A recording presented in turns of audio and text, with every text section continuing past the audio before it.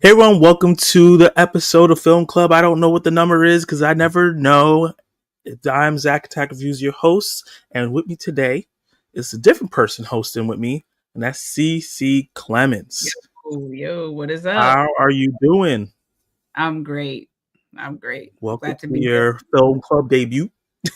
Yes, I've been Um, witness, but it's great to be a part of it. yeah, if you have been watching Film Club or been a part of our live streams, you know CC. She's all up in the chat with the hijinks all the time. She's part of the community. And one of the most awesome people that's part of this community as well, because she's super positive and dope. So I'm super excited. The reason why Kenny's not here is because he is celebrating 9 years of marriage. So if you are watching this live, if you're watching this afterwards, hit a good big old congrats to Kenny. That's a long time, and praise to that woman that she spent 9 years with that lug. No, I'm joking. I kid. That is awesome. Man. 9 years is rare, so that's awesome. Yeah. Congratulations. Congratulations, man. And this live stream, we're going to be talking about a bunch of stuff when it comes to 2025. We're going to be talking about how we feel about 2025 so far in terms of film. We're going to be talking about the last 4 films we watched, and then we're going to count down the top 10 most anticipated films of 2025 for the rest, because the summer is over. We're heading into fall. We get into the chilly season. This is where the award contenders come in. This is where the hard-hitting horror films come in. We're going to be getting some more blockbusters in November and December. I'm super excited for the year to start ramping up even more. We don't have any more superhero movies to worry about.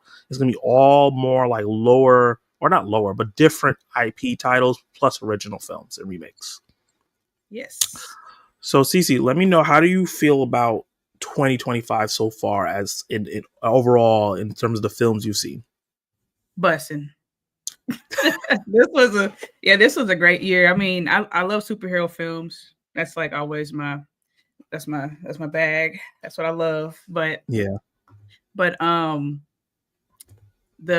amount of especially in the horror genre that we'll talk about later, very pleasantly surprised with how much I've enjoyed that this year. And original films like Companion, even Neja 2, Yeah. that recently. Again, it's been a really great year with some movies that are in my, like, I don't know like the exact number, but they're within like all-time favorite. Oh wow. Yeah, really great year for me. You got overall. some all-timers already? Neja 2, I'll tell you something. I will talk about that later if I'm not mistaken. Yeah. But yeah, we definitely are. Yeah, that one blew my mind. I really love Companion. Yeah, and Weapons. This is one of my favorite horror films. The humor, the comedic element, it really worked for me, and this the way everything played out as a whole worked for me. So yeah, really great year for me. In terms of the year, it started off rocky. I'll say like January, February, March was like, I don't know, I'm a little scared.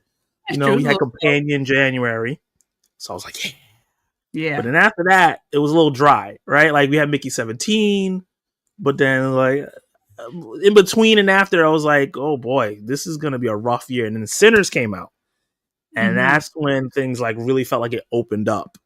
A lot of hype. Everyone was talking about Sinners. Everybody was talking about the quality of the film. A lot of the discussions that's happening in film right now is about like box office all the time and like stuff outside of the film, but people were actually just talking about the film Sinners, which felt great.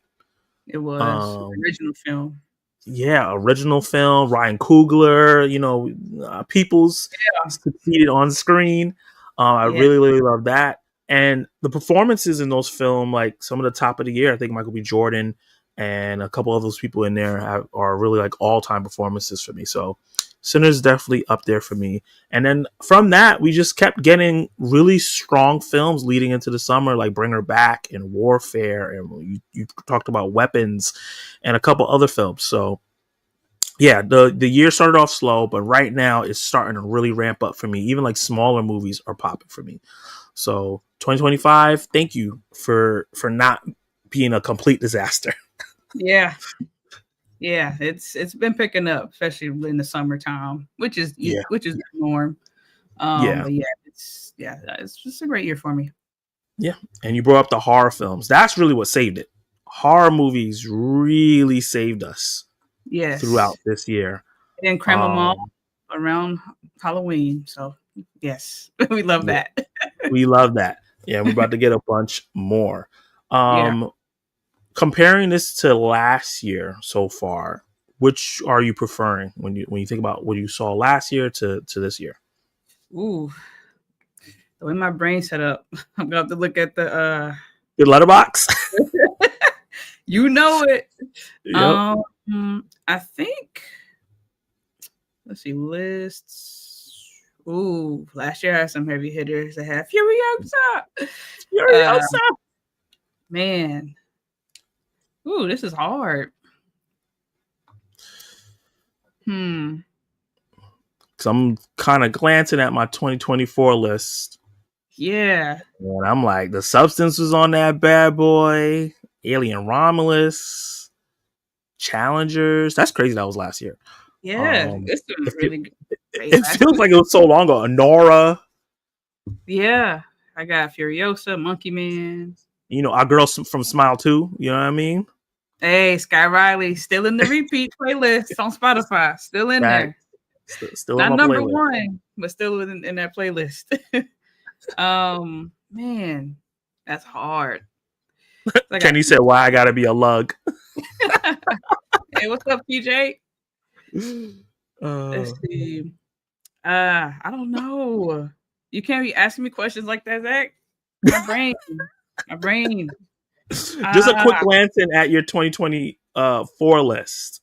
Are you feeling it's stronger so far than 2025? I know you got an all-timer with Nezza, but do you have any all-timers from 2024? Oh, Furiosa and Blink Twice. And the Wild Robot. We'll say last year. I just gave you 3. Yeah. I think there's more variety last year. I think we had action movies. We had because animated movies this year is rough. Like K-pop Demon Hunters, and I know I'm one of the few people that don't love that film. If it came out last year, it wouldn't be able to compete. I think. Yeah. When you think of all the films that came out, the Wild Robot. Yeah. Yeah. It would have been too much. Yeah. So there's more variety last year. I'm hoping that maybe this year we'll pick up. TJ said for this year he would consider editing a horror film because it was really scary. Yeah, reality is scary, especially since a lot of that stuff actually was happening in real life. Yeah.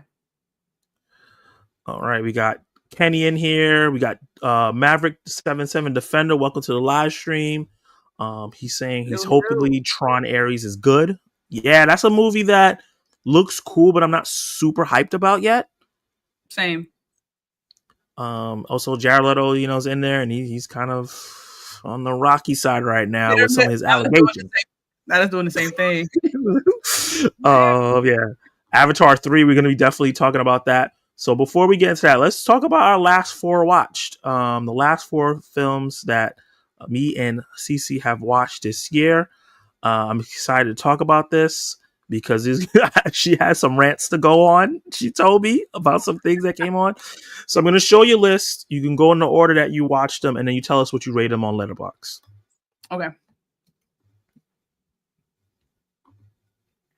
Okay. What do we have? Last 4. I guess the order that I watched them in. Yep. Americana, that star Sydney Sweeney in there, and also Halsey. And then I don't know that man's name, but he has a memorable face. He was in Fantastic Four. He's cool.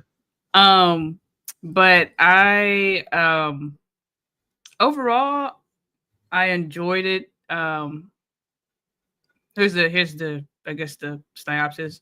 When a rare Lakota ghost shirt falls into the black market in a small town in South Dakota, the lives of local outsiders and outcasts violently intertwine. So I wasn't crazy intrigued with watching this, as probably the half of the films I watch. I'd go to the movies. That's what I do.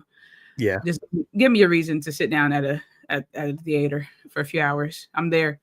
But it was a pretty solid film overall. I was impressed with Halsey's her performance. She Okay. hasn't she's been in a few projects before. Wasn't she? I think she was in that movie with She was a Maxine.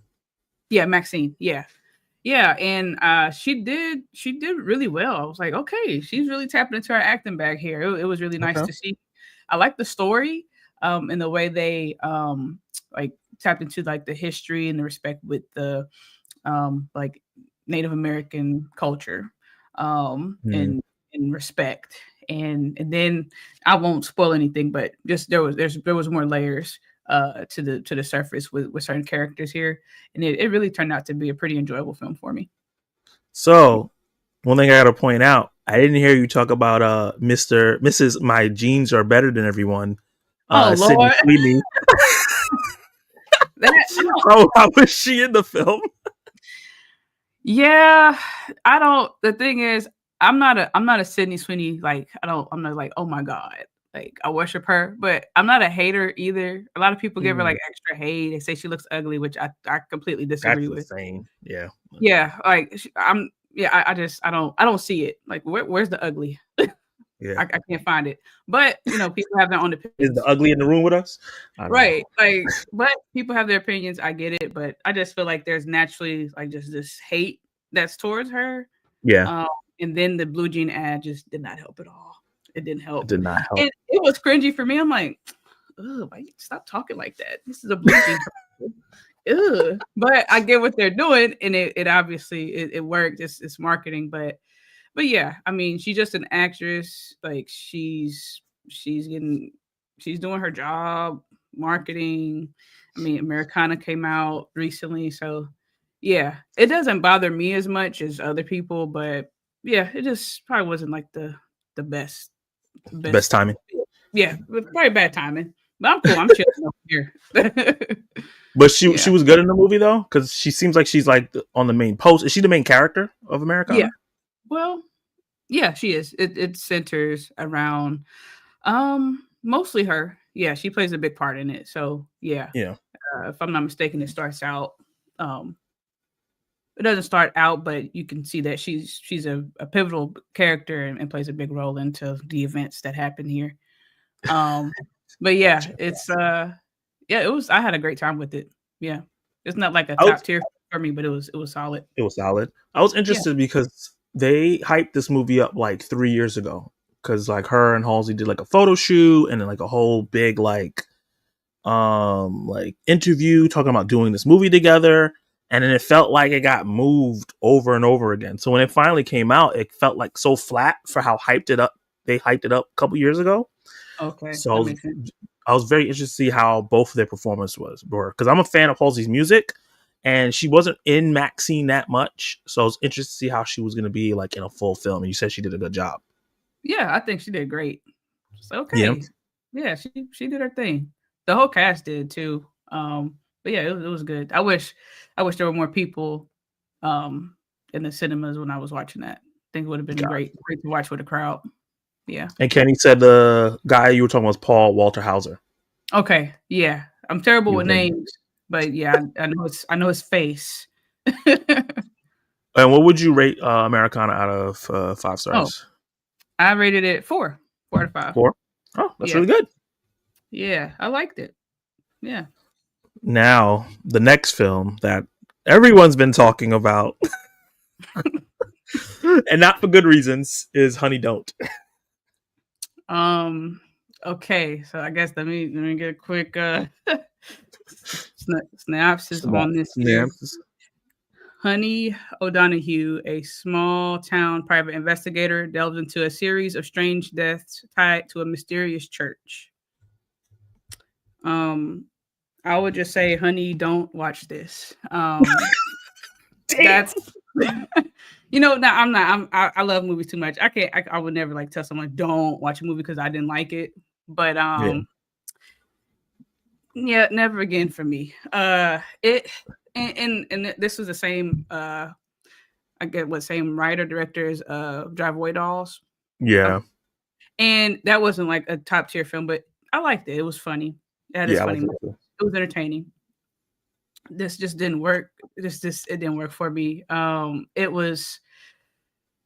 were some parts that were just weird. It leaned in too much on the sex part of it, and it added nothing to the plot or the character. It felt pointless. There was a man, he may have been like in his late 40s. He just, after like the third sex scene, he just walked out. So also it's like that much sex in the movie. Yeah, it's not like crazy, but it's more than what you would expect, than what's needed. It's more than what's necessary. Gotcha. And there were some parts that are funny. There were some moments, there were like 2 or 3 moments that I really liked, but as a whole, it just fell flat. And then in the story, just the way things ended with her investigating the death, the way it ended, I was just like, art? What? Huh? Well, all right. I had popcorn and a drink. I escaped for a few hours. That's my win. That's what I get. That's all I get. That's what you get. So do you feel like it was a messy plot? Is that what it was? A little bit. Not so much. I guess in a way, because it could have been a solid story, but the way that they, like the way that things ended, like in the final act, I was just like, it's like, huh? it got mad. It got messy towards the end there. It was fine starting out, but it got really messy at the end. And then for me personally, I felt like there was no conclusion there. Was it like open ended, like for a sequel, or they just didn't include? Yeah, it just didn't conclude everything, and it was unsatisfactory for me. I had no closure. Yeah, I had no closure on the ending. So yeah, never again. For me. Honey, I never heard you say don't watch a film, so that means it's really not good. No, I wanted to play with the title a little bit, but yeah. I mean, I'll never like just don't watch a movie, because I just love movies too much, and I know my opinions are different from others, but yeah, that was a weak one for me there. Yeah, I gave that 2.5. 2.5, okay. It was mid. Consider what you said. That's not that bad. 2.5. Like, I didn't hate that. I didn't hate my time. I didn't love it or like it too much. So now, talking about loving your time, the next film is a film that we both absolutely love. It's my favorite film of the year. I saw it in Chinese. I didn't see the English version. You saw it, the Chinese version, and then you got to see the English version as well over the past weekend. Was it this? That was this weekend, right? Yeah. This past weekend. Yeah. Yeah. So tell us about your experience. Tell us your experience with the movie overall, and then tell us your experience watching it in Chinese versus in English. Yeah. So overall, I love a good action movie. I love action, good versus bad. Just the basic, structure with those kind of films. I didn't even know about Neja until earlier this year. Sully reached out in the Discord and mentioned the first one, and I'm glad he did, because I don't know if I ever would have heard of it outside of that. And I was like, this is amazing. Why have I not heard of this? And to hear that it was it that one? The first one was like a top grossing film. No, this one. This one's the highest grossing animated film of all time. Right. So that's what had him bring up the first one, and then I watched that before I watched the second one. So yeah, overall, this is a different experience for me. I haven't, outside of the classic anime, I hadn't watched an animated film based in China or Chinese at a movie theater. I hadn't had that experience personally, or in general that I can think of. So watching it earlier this year, I was really mind blown with just the visual effects and the action, and the story. I love the concept that Neja is he's really a demon, or he's the chaos. He's supposed to be the bad guy, but is actually fighting for good. I love that. I love that very much. Fighting against his nature. Yes, really, really dope concept there. I clocked it. The first like 5 minutes of the Neja movie, I was like, oh, I see where they're going with this. I see where they're going Yeah. with this. Okay. And so yeah, overall, great experience with it. And then seeing it in its original language was it was a challenge. And respect to people like, overseas or out of the country, like they watch our movies all the time. They read the subtitles. They're about that life. And I was like, the least I could do is just do that for this movie because it's worth it. It just looks so worth it, and it was. Now, what I will say is, with me reading subtitles, it is a bit of a challenge because when my brain work after I'm reading too much, I start getting sleepy. My brain started wandering, and that happened. That happened on the first watch for Neja 2. And I was like, oh man, I ate a big meal too. That was my fault. Shouldn't have done that right before the movie. Crazy work. But yeah, at any moment of slowness at first, I was dozing off, but after it switched gears, I was locked in for the rest of it. Now this one, I watched it in IMAX. And it was in 3D. I didn't think 3D was necessary, but that was the only option for IMAX, so I'm doing it. And hearing it dubbed, it made a huge difference for me. I could just focus on the screen, like just in its entirety. Not like, oh, I missed that. Oh, I missed that. I hate that. And I can't rewind it. I'm at the movie theater. So, yeah, that really, just that small, well, it's a big thing for me. That made a huge difference in how much I enjoyed it. And it made this like the top. It was already within my top, but this made it number one. I'm like, what was that? Number one? What is this? What was going on with me? How did this didn't click for me like this earlier? But it's the IMAX and the dub. It really made a huge difference. And just the graphic effects here, and the visual effects, and just the actual fighting is absolutely insane. That third act is some of the best like fighting sequences I've ever seen in my life. You can do that because it's animated, and they took full advantage of it. And I was just sitting there like, oh my god. Especially seeing it in IMAX, because I saw it on a regular screen when I saw it in Chinese, and I was blown away. I can't imagine seeing it on that big screen. It's gorgeous. Oh my god. It was mind blowing, and it was just so great for me. I just like, I don't, number one for the year. Companion has been nice. Knowing you, honey girl, has been nice. But it's time for Neja 2 to get its rightful spot. I don't know what was going on earlier, but we got it right. But yeah, that was a top tier film, and I wish it had more love in the US. Me too. Yeah. It don't need us to be the. It don't need us. That's a big message. Like, a movie to be like so successful that doesn't have, United States playing a huge role in that, or the numbers in that. It really speaks volumes. Yeah. With the audience and box office, and who or what regions can contribute to that success. But yeah, very, very great experience. And I'm going to stop because I don't want to remember about this movie for 20 years. So yeah. One last question about the film though. With it being dubbed now with English voices, did you feel like all the English voices fit the characters? No. I had a feeling. Actually, all of them, but I love Michelle Yeoh. I love her to death. I knew it. I love that woman. Okay, I love her so much, but absolutely did not fit the Neja's mom. It did not. She it's like, okay, she looks great for her age, right? I hope I look. She don't sound like it. Like, honey, you sound like a grandma. Respectfully. Like, I hope I look like her when I get her age. Like she looks amazing.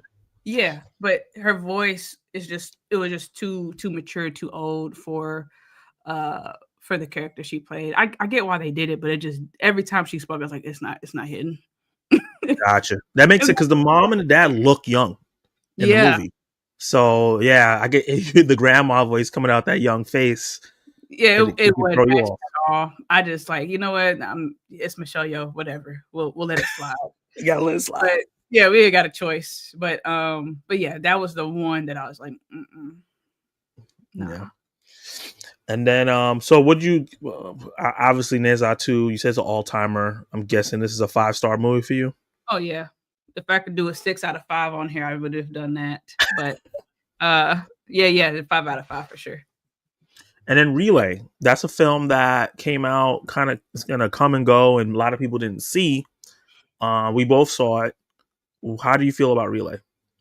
I had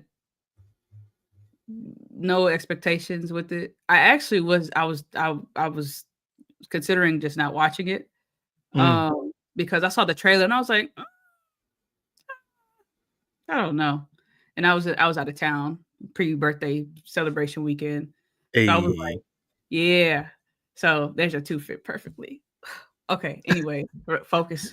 But yeah, actually you watched it and you put in Discord that it was good. It was good. I was like, okay. Well, I guess I trust, what Zach is saying. So let's go ahead and try that out. It don't take much for me to go out and try to watch it. Push me off the edge. I've been there.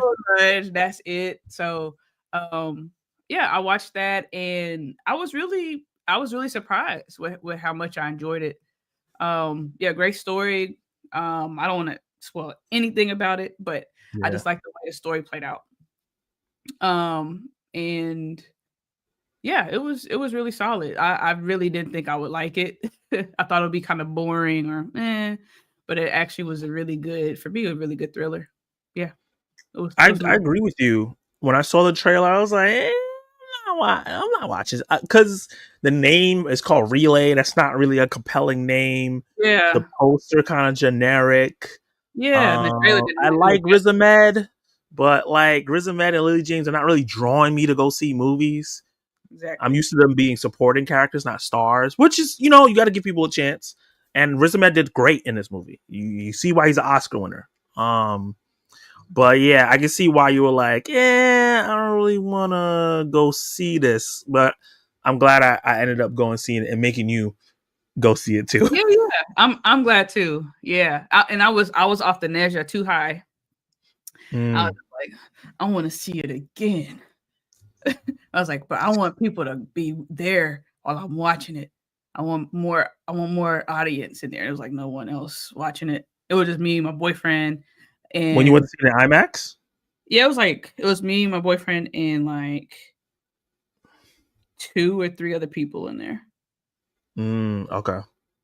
Sadness. Damn Americans. Yeah, I would have watched it again if I need at least like 10 people up in there. Like, so people get excited, Yeah. So I wanted to do that, but it wasn't happening. So I went with Relay, and I'm glad I did. It turned out to be a pretty solid film. Yeah. And how many stars would you rate Relay? Relay, I gave that 4 out of 5. 4 out of 5. Yeah. Solid Yeah. film. So that's CC's last 4 watch. Before I get to mine, let's see what the comments got to say, and then I'll talk about mine real quick. Maverick said Avatar 3. We'll be talking about that movie very soon. TJ said I'm looking forward to him and Running Man the most. We both have those films around on our list somewhere. Kenny said, as of right now, 2024 is smoking 2025. I'm comparing my top 10. Okay, when you compare the top 10, I'm sorry, 2025. It's rough for you. That's what stumped me. Like, ooh, wait a minute. Yeah. I will say this though, Nezha 2 would have been high in my top 10 if it came out last year. Oh yeah, it would have been number 1. Ooh, wait. I don't know. I don't know if it would have been number 1 because I'm a Dune 2 guy, but it would have been in my top 5. Yeah, that would have been a hard one there. I'm glad it came out this year. That worked out. Nezha Conquers the Dragon King 1979 is better than Maverick.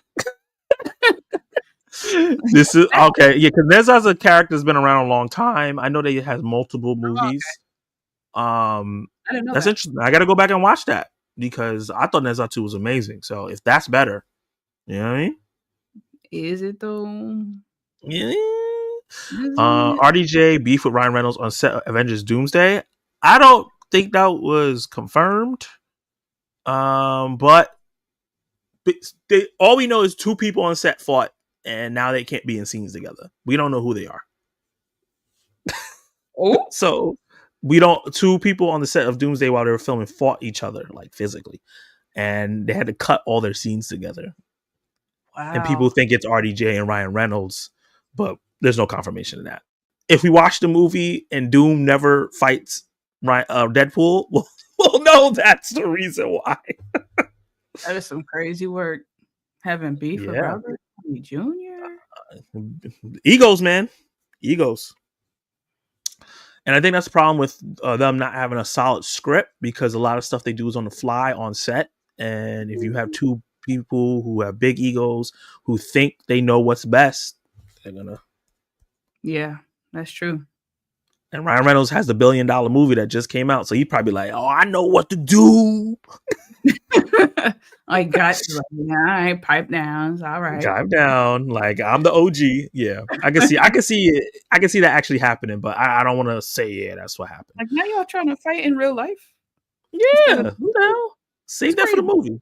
Right. Kenny Moore Sparks said he liked Americana, so I'm definitely gonna check it out when it comes on rental. I'll rent it. He said 3/4 of the posters have the same light tab color palette. That is true. That's a good catch. That's true. I noticed that a lot of these indie movies are starting to like have a similar look in poster and kind of cinematography too. It's like they have like a warehouse they can get it from cheap. It's like, we can't spend a lot of money on this. Help us out. Make it work. So Fantastic Four had the color scheme as well, but I think Fantastic Four posters popped a lot more. All right, gotta say it every time. Don Cheadle bullied Letitia Wright off of social media over the pandemic vaccine. These MCU casts always have beef. I remember that, but she also was wilding. So I understand. She says Sweeney's stutter thing felt forced, to be honest, but she was fine. Interesting. Do you agree? Oh yeah. I forgot that was like the big part of it. She had like a stutter. But yeah. I think she did. Like he said, it was forced on some points, but yeah, it was. I think she did good. Mm-hmm. He says Sydney Sweeney is the new chosen girl for conservative right-wing grifters. Oof. She took over Gina Carano's role. No. Gina Carano just won her lawsuit, so she's about to make her way back. Before Gal Gadot was chosen right wing. Oh God, we talking about the chosen right wing girls. That's not great. Dello movies.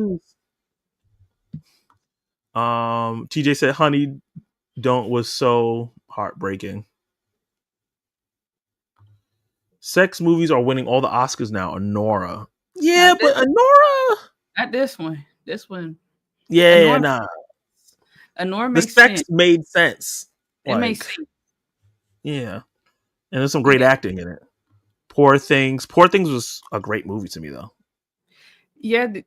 Have you seen Honey Don't? Very different movies, right? That I mean, I'm not. I don't watch movies for sex scenes, but if it's there, if it makes sense, if it fits with the plot or the characters, it's fine. But this one it was like, huh? Yeah. It sounds like the sex scenes derailed the plot. Yeah, it's like you just put it in there, just put it in there. That's it. Artist screen. Hey, that script definitely needed some work. Damn. Female power. Basic Instinct should have won the Oscar too. I don't know about that one. Basic Instinct is a classic, but I don't know what came out that year, so I can't say. Dell said, "Never heard of Honey Don't." Well, you all right? You'll be all right. You don't need to. Just like TJ Dell, you aren't missing much. Let's see. Platform or something, you know. Nezha 2 made $2.2 billion. Insane. Without us, without our numbers, us US numbers, without us, yes. That's crazy. It is. Hate for terrible movies is why Wonder Woman 84 flopped. Apocalypto is not in English, but it's my favorite movie. Yeah, I have some movies that I love that are not in English, but it's not for everybody. Like I've been trying to show my mom foreign films, she cannot do it. Just too much reading, and she feels like she's missing out on something. You talked about it too. Yeah. I still have to see the Neza movie. Yeah, I highly recommend, especially if you like anime and like Asian style animation in general. I highly recommend it. Agreed. Let's see. Inside Out 2 made more than Deadpool 3. That's true. Yeah. Perp! 2025 has been pretty damn good so far, in my opinion, and still 4 months left. Yeah. Agreed. Sully. Yes. Honey, Don't watch this movie. This. Woo! Kenny seeing Relay and Neza 2 tomorrow. Woo! Double feature? Woo! That's a dope double feature. Report back after your time and all that. Yeah. Neza 2 rocks. It really does. Sully! Yeah. Neza 2 subbed. I haven't seen the dub yet. I gotta check out the dub first. I'm hoping that A24 does a release since they produced the American version. Hopefully do like a special release for the film so we get like the dub and subbed and like posters and stuff like that. I would love that for this movie. That'd be awesome. In fact, hold on. When's the third one coming out? Because they haven't announced that yet, and that don't make no sense. Because this movie made $2 billion. I don't know, but I'm here for it. I need that. Actually, it took them a long time to make this movie because the animation took so long. So let them cook. Yeah, that's understandable. Just don't do us like Spider-Man Across the Spider-Verse. We're coming out with the next one next year. What? That's crazy. Psych, we was playing. We overestimated our abilities. Our bad. Yeah. They should have known. It took them like 10 years to make the first one. I was like, that's soon? Oh, that's crazy, but okay. Nah. I'll wait for the trailer. He's seen the Roses tomorrow. I want to see that movie. It looks fun. I'm seeing that Friday. Yeah, they've been doing good promoting that movie on Instagram. As soon as I tap it, look like okay, look at y'all go. Okay, and it's a remake, and I didn't even know that. I didn't either. Yeah, I was listening to some YouTube video, and they were saying it's the first movie was called War of the Roses. Okay. So this is my last for watched. So the first movie is The Assessment. This one is starring not Riz Ahmed. I'm bugging. I'm being racist. That is not a different Indian man. Elizabeth Olsen and Himesh Patel. Sorry, let me get this man's name correctly. Actually, I'm a fan of him. He was in this show on HBO Max called Station 19, and he's been in a couple different things. I really like his acting. He has like a way of being very vulnerable, but also like not being a pushover. And that's like the type of character he plays all the time. But The Assessment is basically about like a near future where resources are limited, and in order for you to have a baby, you have to take a test. And this lady that comes, played by Alicia Vikander, I think she was like Tomb Raider. Mm-hmm. She comes in, she's testing them. She pretends to be a baby, and they have to like interact with her. And it's so silly at first because she's like being this grown adult, acting like a baby, knocking over the food, going places she's not supposed to go to. But she really leans into it and almost gets herself killed multiple times because they're not taking it seriously. And then it leads to some like questions about like what's a good parent. Should government be like oversighting if you can be a parent?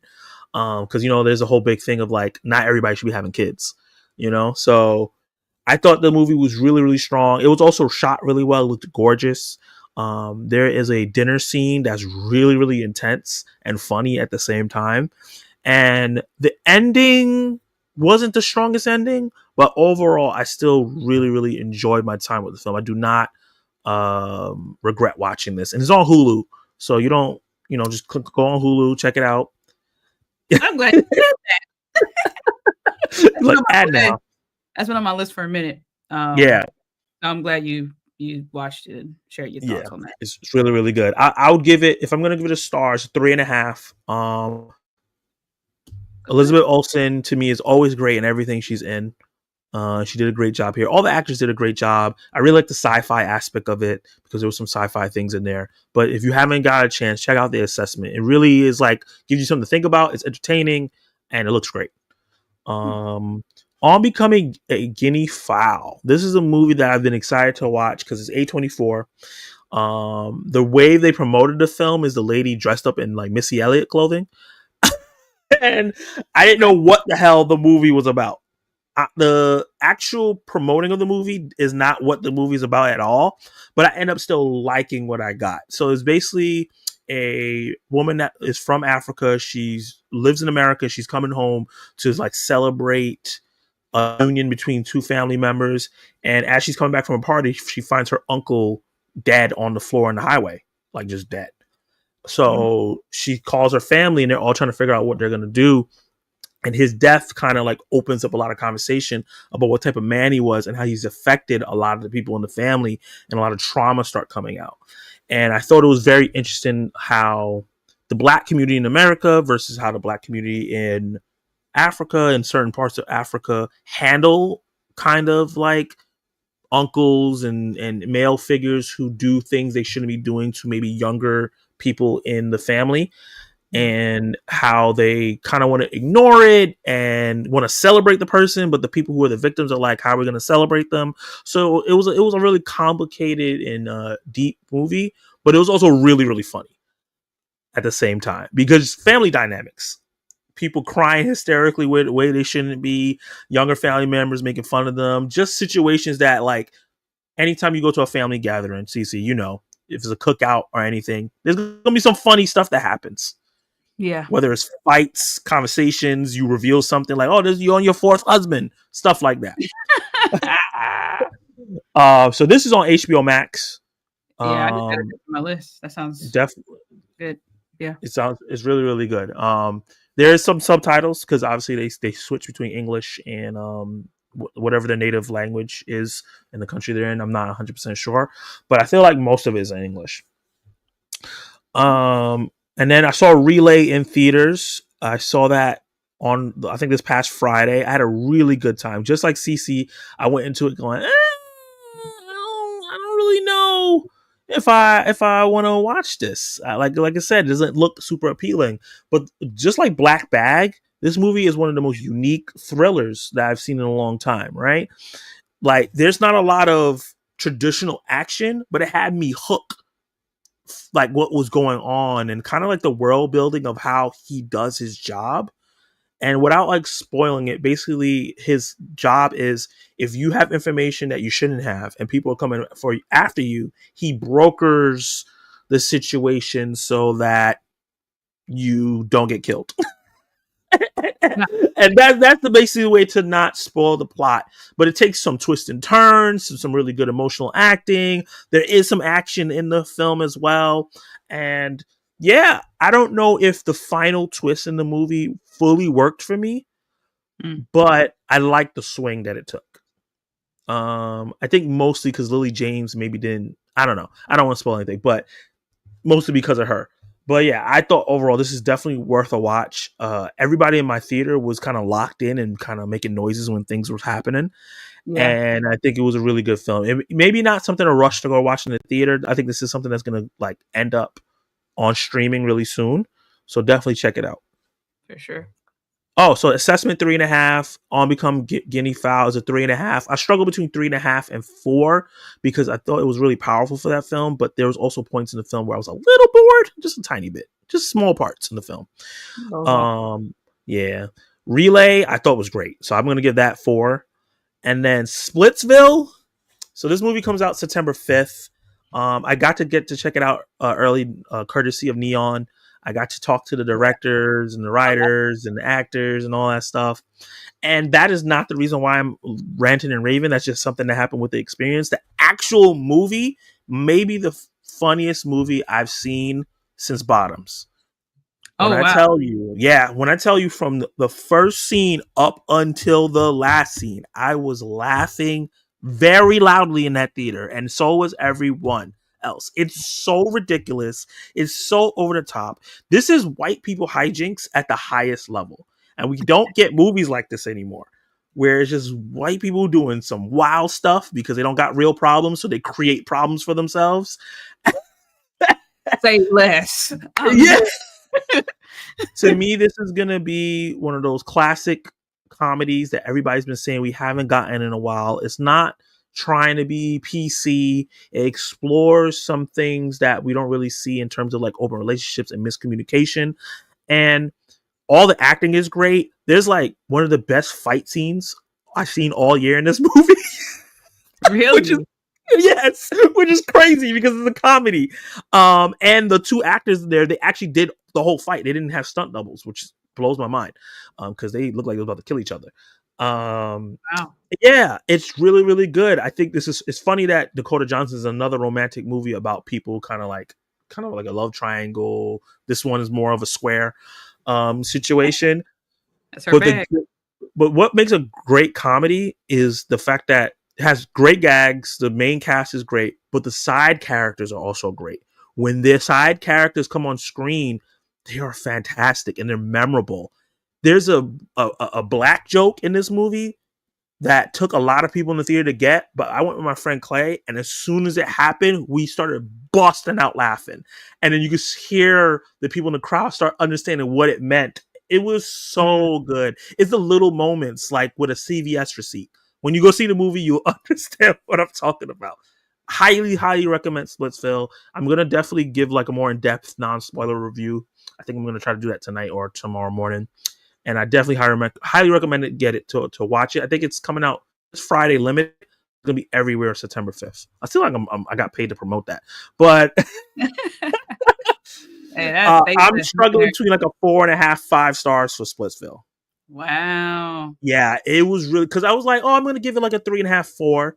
And then my friend was like, what was the negatives that you can give the movie to give it that low? And I was like, I can't think of anything. So like making you question yourself. You know what? You're right. Maybe I really loved it. You're right. You're right. So right now I'm in between a 4.5, 5. I might go watch it again and see how I feel on a repeat. But yeah. If you don't like this movie, something wrong with you. That's all I gotta say. I know you're gonna have a great time, Cece. I know, knowing your personality, what you like. I like to laugh, and I actually love Dakota Johnson. I love her sense of humor. Me too. Yeah. I think these are the type of movies she's great in. Like, she's not made for like blockbusters and stuff. Yeah, Madam Web. Even though I love that movie because I thought it was so stupid. I actually enjoyed it. It wasn't great at all. No. I enjoyed it. It's so many stupid moments in that movie. I'm just like, this is so good. It's so bad, but it's so good.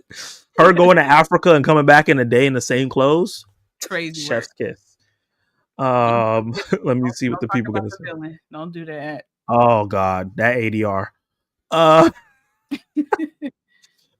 Let's see. I just remember seeing the roses tomorrow. The roses look so damn funny. It does look really funny. Cece opened a wound talking about beyond Spider-Verse. I'm sorry. I'm still hurt. Okay, hold on before we get to that. Great movie. Test Tube Baby. Well, it wasn't about test tube babies. You still do to have the baby. It's just that you had to pass the test, the assessment, before they allow you to do the do. The Roses is a remake of War of the Roses, a dark comedy starring Michael Douglas and Kathleen Turner. I recommend it. I might try to check it out before this one comes out, see if there's any similarities. They're making a whole shared universe. Check out Jiang Zia 2. Pretty good and connects to Niza in the post-credit scene. Oh, Sully coming in just with the clutch, like just the clutch. Yeah, what? It's a shared universe? I'm locked in. Splitsville looks solid. I want to try to catch it in the theaters. I highly recommend checking it out. So yeah, those were our last 4 watch. Now we're going to be talking about our top 10 most anticipated movies for the rest of 2025. I'm really excited to get into this. I made a little graphic thing here. Boo boo boo. My graphic skills are not as great as Kenny Sparks, but I spelled my name correctly, unlike he did last week, where he put a K in my name. Even though he sees my name all the time. But yeah, I'm super excited to talk about these films. When I was looking at the list, I was like, yo, we got some bangers on here. And there's some films that I didn't even get to put on the list that I'm like, I'm still excited for as well. Yep. So let's get into number 10. I'm very interested here because everybody said the first part of The Strangers was trash. I actually don't know your opinion about Strangers Part 1, so I'm excited why you're excited for Strangers Part 2. I didn't like that first one. Yeah, the reason why I'm more excited about this one is because I'm intrigued to see if this is gonna be better than the last one. I want to see how much better it is than the last one. Because when it ended, I was like, a very overconfident ending, very overconfident. But they had already had this in the works, so I was like, oh, okay, that makes sense. So because there were some parts of it that I enjoyed, but just with the way it concluded, I was like, wax sauce, never again. So this isn't. I'm not excited because like I think I'm gonna love this. It has to be better than the last one. You just want to see if it's actually they can finally do better. Yeah, like is there any payoff from what I experienced from the last one? Gotcha. Yeah, that's really it. That makes sense. I'm very curious. I need to watch the first one. I don't mind watching mediocre movies, especially if it's just like attractive people being dumb. Like I'm all for that, and that's what that looks like. It looks like there's attractive people being dumb in this movie. Yeah. So I'll get some enjoyment out of that.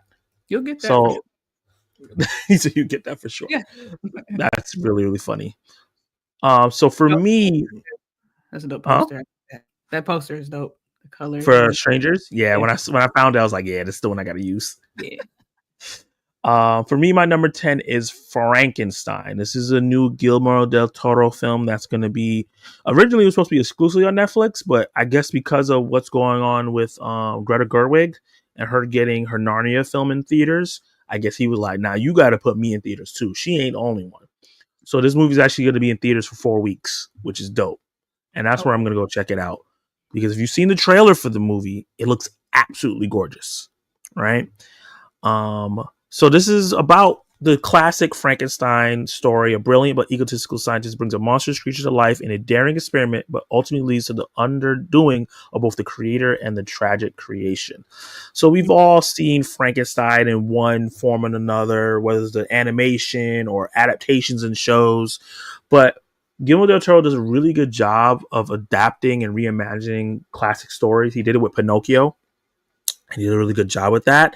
And I'm excited to see what he does here. I think Oscar Isaac is a fantastic actor. And this is like, he's in his bag when he's playing weird characters like this, right? Like he did an amazing job as Moon Knight. And I'm excited for him to do this. He needs to like lose himself in a role to really bring out his acting. And I'm excited to see how he does here. Jacob Elordi is a actor that like, when he's in Euphoria, he's very menacing. And other stuff, he hasn't like super impressed me. But the fact that he's going to be under so much prosthetics and makeup, I'm excited for him to give like a Nosferatu level performance in this movie. Because Nosferatu was terrifying in that film, and I think he could be here too. And then we have some other stat cast here, like Mia Goth. Anytime she's in a film, I'm excited for her to wow out. Christoph Waltz is fantastic in every single thing I've ever seen him in. My favorite performance from him is being in Inglourious Bastards as the villain in that film. Ralph Ineson, he's on my radar now after playing Galactus in Fantastic Four, that gravelly voice. Yeah.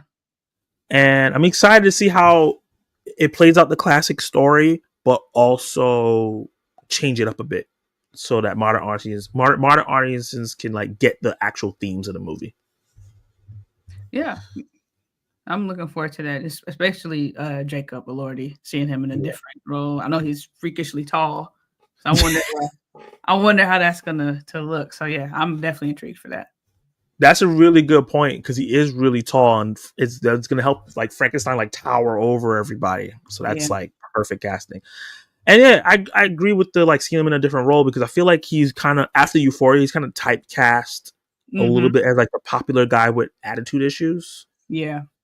Yeah, like so I'm excited to see. So attractive and people him, and he's so beautiful and mysterious and dark. Like, okay, all right, my guy, we got it. We get it. You think you're attractive. Yeah. I wonder if he thinks he's like that or it's just he's getting cast like that and he's probably like, oh. Maybe a little touch of both. Both? Yeah, both of them. both of them. Yeah. So I asked the chat, the way Frankenstein looks, do we think that this will land with general audiences or just like the cinephile artsy people? How do you feel about that? I feel for more cinephile artsy people. Yeah. I think Strangers Part 2 is going to land with like the general audiences. It feels like it's going to make money in that Blumhouse range, you know? Yeah. For Strangers, yeah. I was for Frankenstein, yeah. It'll Our number 9 is the same. All right. The Long Walk. I'm super interested in this. The Long Walk is an adaptation of Stephen King's 1979 book, where a bunch of people are going to be going on a long walk, and whoever survives it at the end will get a bunch of money. That's basically the premise of the film, and it has some really strong actors in it that I'm excited to see that have been in a bunch of other stuff. But what makes you excited for The Long Walk? Yeah, I don't know much about it. But the trailer, I do this thing where I don't pay attention to trailers movies because I try to. A lot of things are spoiled in trailers. I just kind of want to know. I just want to know, like, brief. Okay, that's what it's about. Okay, cool. But this one got my full attention. I was like, oh, I'm locked in. Dang it. But yeah, the trailer really intrigued me just to see how everything will play out and just the concept. Like they just keep walking, and if they don't make it, they get shot. What? Okay, that's different. Yeah. But yeah, it's just as far as it being different, something I hadn't known about before. And the trailer really grabbed my attention. Yeah, I'm excited to see how they can make this concept not feel repetitive. Because let me see, how long is this movie? It's 1 hour and 48 minutes, so it's almost 2 hours. So if it's gonna go on for that long, they got to really find a way for twists and turns to happen in the story, for it not just be people walking, then stopping, getting shot, trying to run away over and over and over again. So that'd be a little ratchet. Yeah. That'd be a little ratchet. Yeah. And I'm also curious to see how the world got this way, that this is even a thing, right? Like, yeah.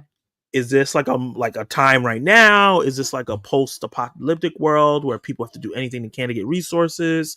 Is it like a Squid Game thing where it's like a secret competition that that the world overall doesn't know about? I'm really interested to see how that plays out. Yeah, I am too. And it has some good actors in here. Cooper Hoffman, I really like. Ben Wang was in Dee Dee from, was that last year or 2 years ago? Yep. I haven't seen Dee Dee yet. You would like that movie. Yeah. Yeah, I think you would like Dee Dee. Okay. Especially in our age range, you're gonna remember a lot of stuff it talks about because it's around when we were younger. Okay. David Johnson from Alien Romulus, he's in this too. I really like him. And of course, Joker himself, Mark Hamill, is the guy that's leading the way. So I'm super excited to see him in a movie where he's not playing an animated character. That would be cool. Yeah. Yeah. It's more like, for me, it's more like kind of mystery, like why, how, and then how everything will play out. Yeah. Now, our number 8s are different.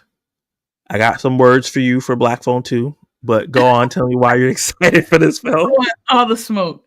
No, so Black Phone 2, and it's low on the list because, like, I didn't think we needed one. I don't think we need a second one. But it's here, and it's like, oh, okay, cool. And I really enjoyed the first one. So the excitement is really riding off of that. Mm. I like that they're using the same actors. Yeah, I paid attention to the boy. I know he grew up. He actually played in what he played in the live action of How to Train Your Dragon. Yeah. It was like, oh, look at him all grown up and stuff. I'm that person. I'm sorry. And yeah, I'm looking forward to seeing how that will play out. Yeah, this would have been much higher on the list if it felt like if it made sense, like why they It made was needed. Yeah, I'm like, why are they making it? What is this necessary? Do we need it? But hey, do we need any majority of sequels that we get? Yeah, and some of them end up being really great. Yeah, and I'm gonna watch it anyway, so mission accomplished for them. But yeah, I wonder if it will live up to the first one. So that's mainly it. So I have mixed emotions about Black Phone 2, right? Because I hate that first movie. You hit the Nosferatu for me on that. You hate it. Yeah, like it to me it was so boring. I think I felt like it was like kind of a wasted potential for a cool villain.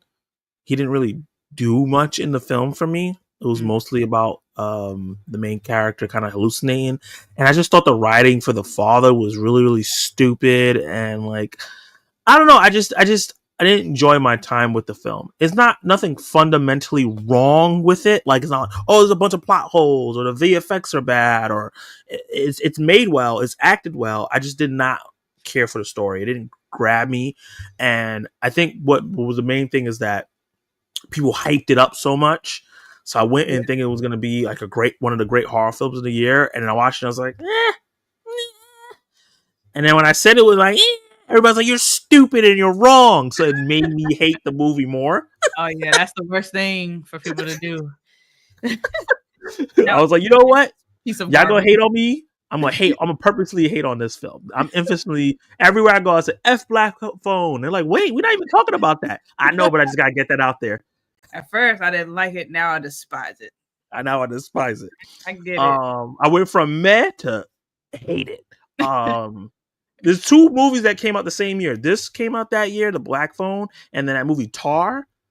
I hate on that movie Tar so much. It's so boring. Everybody was telling me, "Oh, you don't know real cinema because you don't like this movie." Clayton Blanchett is the greatest.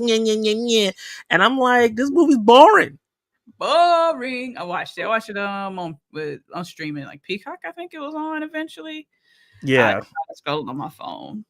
Oh because my God. I'm just like, child, what? The first like 5-6 minutes was just credits, and I was like, "What's happening?" That's supposed to happen at the end of the movie. Yeah, and I think Kate, did she win some type of award for it, maybe or something? She got nominated. I don't think she won. Okay. Yeah, she got nominated. I was like, oh, okay. That doesn't mean a lot for me. Not all, but a good number of movies that are nominated for like prestigious awards. Sometimes like they're boring. Yeah. Snorefest. Brutalist. Yawn Fest. It'll take a miracle for me to watch Brutalist. I ain't gonna lie. Yeah, man. Someone will have to really be like, no, I think you would love it because of A, B, C, D, E, F, G, H, I, J, K. Gotta give you. I do not recommend that movie for you at all. Hey, say less. I do not. I don't see any silver lining for you in there. Just the first half is intriguing, and the second half just takes a nosedive for me. It's like so long. Yeah, it gets yeah, figuratively and literally. But yeah, okay. Black Phone 2 I'm mixed on because the trailer for the second one is so damn good. Well, look at you now. Look. See? Oh my God. I like the concept of it being in a different location. I like that he did that. The first one was like in the summer. This is like snow. They're older. They didn't expect them to be alive. I thought all that was really, really good. Yeah. But I'm skeptical because I feel like the first Black Phone trailer was really, really good. That's what, and I also was like, let me go watch it, and it got hyped. So we watch it, and then I was like, eh. So I'm like mixed, like, oh, this looks really, really good. But then I might get in there, and I'm like, oh, they got me again. I have a feeling, well, maybe I'm not in the algorithm of it, but I don't feel like this one is being hyped up as much as the no first one. No, I felt like the first one had like a lot of hype before it came out, and this one it feels like we're doing it, but people are like, "Why?" Like you said, why are we doing it? Like this didn't need a And I sequel. like the first one. I was like, but why though? Okay, take my money. Go to give me my ticket. Thank you. See, Kenny always saying this Zach's favorite horror franchise, Black Phone. Thank you for spelling my name correctly this time. Yes, You ain't never living that down. So my number 8 is Marty Supreme, and this is starring my boy, my guy, Timothy Chalamet. Okay. Timmy Tim. In 1950s, young Marty Mauser pursues his dream of becoming a champion table tennis player. I love sports biopics. This is about table tennis, so it's going to be extra funny because they're going to make it like Beyblade, where it's over exaggerated and more intense than it actually is. And based on the trailer, it just looks like a fun biopic. A lot of times biopics come out like formulaic, and I think Timothy Chalamet was in The Complete Unknown. That didn't look interesting to me at all. But I heard it was great. But this actually looks really, really interesting. Another reason why I'm excited is because for some reason Gwyneth Paltrow was bragging about like making out and having sex scenes with Timothy Chalamet, and I'm like, Lord, I want to see how awkward he looked in the movie doing that with her with the goop lady. I heard bragging. Yeah, and my boy Tyler the Creator is in it. Fran Dresser is in this. Fran Dresser, go ahead and make that my number 8. I didn't know this. I knew he was doing something. I saw like behind like the scenes, like shots over the last year or so. But Fran Drescher, The Nanny is one of my favorite shows ever. Me too. Yeah. And I haven't seen her in something in a long time. So I'm excited for her to be kind of like a big-ish film with with a stat cast. I'm here for it. Yeah, and who's directing this? This is the other Safdie brother. So the Safdie brother that made Honey Don't is flopping around. So his brother is actually doing Marty Supreme, and this looks way better than Honey Don't. And brother, so I'm excited. Yeah, I'm excited for it to come out good, and then for him to go to his brother like, "Ha, you need me." When does this come out? It comes out. Thank you for asking. Let me see. It comes out Christmas. Oh my god! What are you doing to me? You already know. I have a feeling that my city is going to be childish and not have that available here. I may have to travel away for streaming. Oh, I hate when they do that, man. I know. As long as it's Christmas? if it ain't Nosferatu, I'm okay. Yeah, Nosferatu on Christmas is nuts. That was different. And Robert Eggers is doing his next movie on Christmas again, and I'm like, bro, your movies are not made for Christmas. What are you doing? You're doing a werewolf plague movie. Why is that on Christmas? Let me see. I'll see Black Phone Tune, but definitely didn't need a sequel. Watching Tar is like watching grass grow, then watching paint dry. Damn, yeah. Tim Night Shyamalan. I just don't get the Timothy hype. That's fair. I've heard some people say that. Yeah. Nothing beats a Jet 2 shot. They out there. Marty Supreme looks solid. Will Timmy finally get his Oscar? I don't know. He's fighting for it. He's trying. Yeah. He's telling everybody like, I needs it. I wants it. We're gonna do this the easy way or the hard way. The choice is yours. Diabolical. Oh man. He said, why not? Vampires and werewolves are real as Santa. Oof. Dropping the hard facts. Bars. Speaking of another movie that's coming out during Christmas, Avatar, Fire and Ash. Mm-hmm. Both are number 7s. Both super excited about this. Cece, tell me why you're so excited for this movie. So this one, it's a weird relationship I have with Avatar. First of all, Avatar: The Last Airbender always number 1. That's the real Avatar. Okay. Of course. But I do. I always got to do that. I don't, but I do. But I like the first one. Mm-hmm. I watched it. I didn't end up. I was younger. Well, we all were, but I didn't get to watch it until like it became available on DVD or like TV cable television. And I liked it, but I was younger, so I couldn't. It was hard for me to like really appreciate it for what it was, and I didn't understand like why it was so significant, and why it was so amazing at the time. Yeah. When the second one came out, what is it? The Way of Water. The Way of Water. Yeah. Yeah. I really enjoyed it. I rewatched the first one. I was like, oh, I get it. Yeah. And then I watched the second one. I was like, okay. I really enjoyed it. It's not like Avatar movie. This in the series, they're not like my favorite of Everness. Yeah. But I love I just love the effects of it. I love the Yeah. voice acting Mhm. and just the world that they've built around it. I have to give it respect for that. I actually have a poster. You can't see it, but my friend, actually today's her birthday. Happy birthday, Ireland. Happy birthday. Whoop, whoop. Yeah, she used to work at Regal and she gave me this big, she let me have one of their posters for The Way of Water that I have hanging up on my wall there. So I really enjoy it as a whole. For Mhm. this one, I'm just excited to see how they'll play things off from the last one, from the way things ended.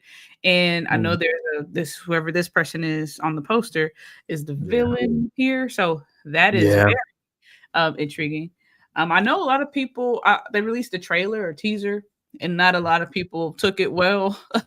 Yeah. um, or yes, I'm just complaining. Oh, the villain is lifeless, and like there's no heart or whatever. It's just like he's just making movies. That's what it. That's kind of what I Mm. got from some of the opposing views on the trailer. For me, like I'm just here to have a good time. I don't think they're gonna fail on that.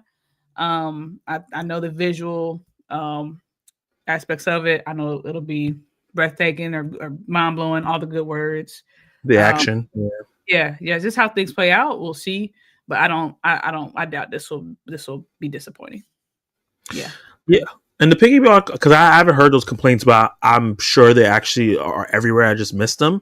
Mhm. I think the lifeless aspect to it is that I think the first teaser trailer doesn't really have any spoken word through most of it.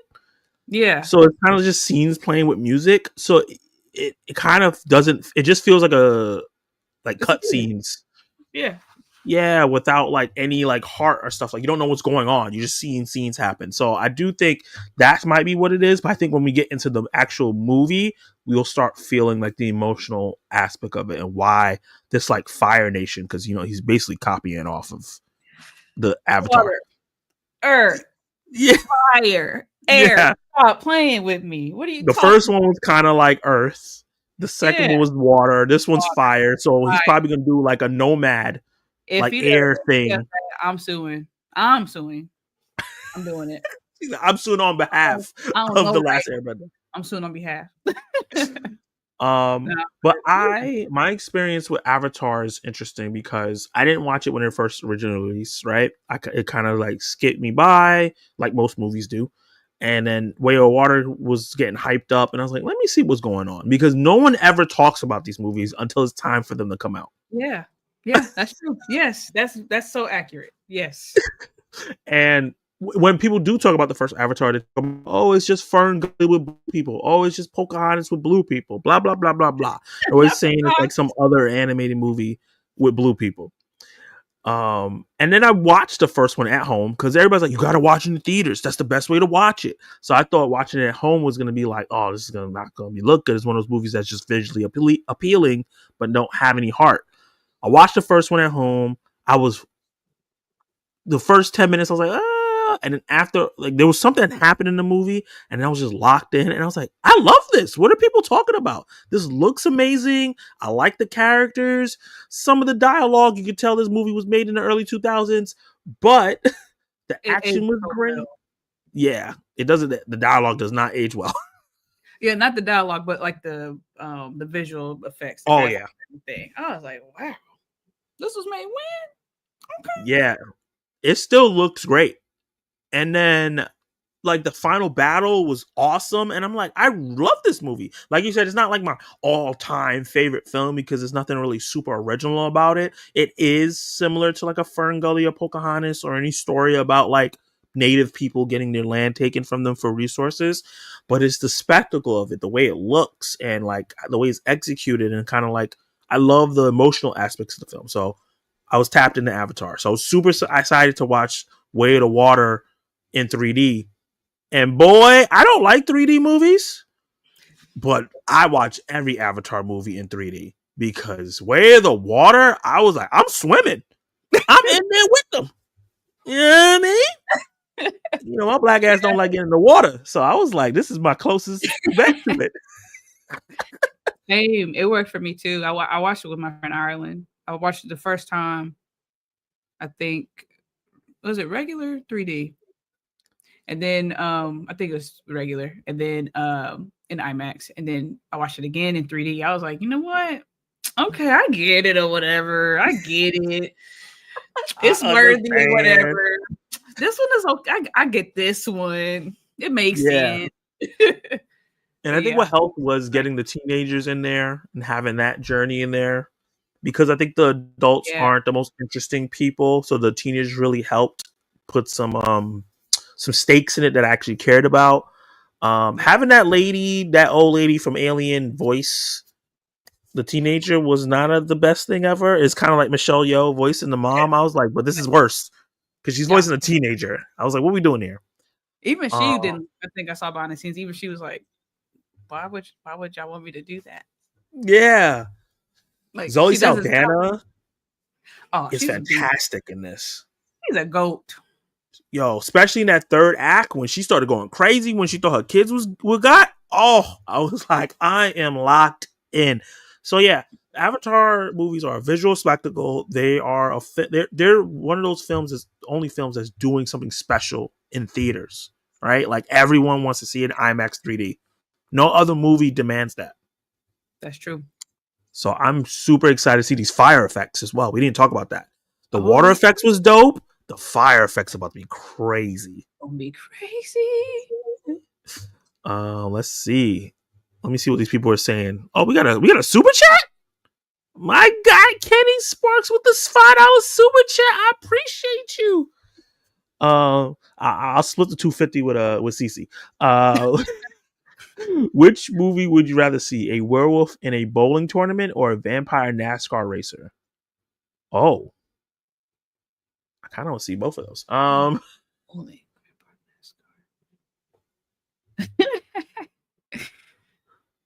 These are some questions my dad would ask me. And I'd be having a hard time with them too. That's the crazy part. Yeah. Vampire NASCAR racer? Werewolf bowling tournament. I'm gonna go the opposite. I'll say vampire, because if you do like F1 with vampires, that could be pretty cool. Especially all the drama. You curved me. Just bite. You know what? You right. That'd be cool. Because vampires are messy, right? So you already know they gonna get ready to fighting everybody. What would be cool is if it's like NASCAR is ruled by vampires, and then one human is like, I'm gonna be the one human, is the number one, and he's just like avoiding trying to get killed the whole time by these vampires because he keeps beating them. That would be fun. That's a movie. A24, if you're watching, they'll do it. If anyone cut me a check, it's them. My wife will drag me kicking and screaming to the next Avatar. You gotta watch it, man. It's so good. Oh, he don't like it. Crapatar and Crapatar 17 hours in the water. Oh, Crapatar not fire, just ass. Oh, dang. He really don't like it. He's definitely doing Avatar: The Last Airbender. It's so obvious. For sure. Not even trying to hide it. Way of the Water is fire. Yep. Way of Water is peak. Yep. I'm just screaming so hard, Kenny. I hope you can feel my Paddington stare. Oh man, I've never seen the Paddington movies. I gotta get on that. The only movie I'll risk my eyes for the 3D experience. I agree. Same. Let's see. You didn't enjoy watching the badass kids almost get killed over and over again. Just not listening. That was crazy. Nah, I was bored by that bloated ass white savior story. It is a white savior story. I get it. Yeah. And it's a little bloated, but damn sure I love looking at it. That sounds like a great one. Vampires trying to kill the one human F1 driver would be crazy. Yeah, man. Yo, man, I'm gonna be going to film school a couple years. I'm gonna hold on to this idea. I'm about to put this in my note app. Write that down. For real. Shit.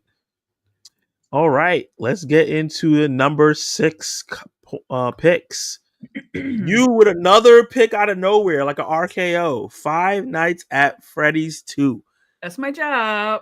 I got mixed feels with this one too. So let me know why you're excited for Friday Night at Freddy's 2. I know dark movies Toby would be super excited that you have this on his list. Yeah. Oh yes. He loves that movie. The annoying Batman. I'm not as a just the movie as a whole. I'm not super excited for the movie because Five Nights at Freddy's is in my bag, but I'm more excited to. I just remember the experience I had when I watched the first one, the crowd experience. It comes out around a different time. So last year or when it came out before, it was Halloween. So we dressed up in costumes and stuff and watched the movie. So that probably be a little different, or maybe not. People probably will still dress up even in December.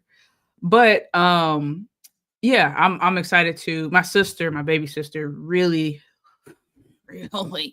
loves Five Nights at Freddy's and has played the game and has watched the gameplays and all the things.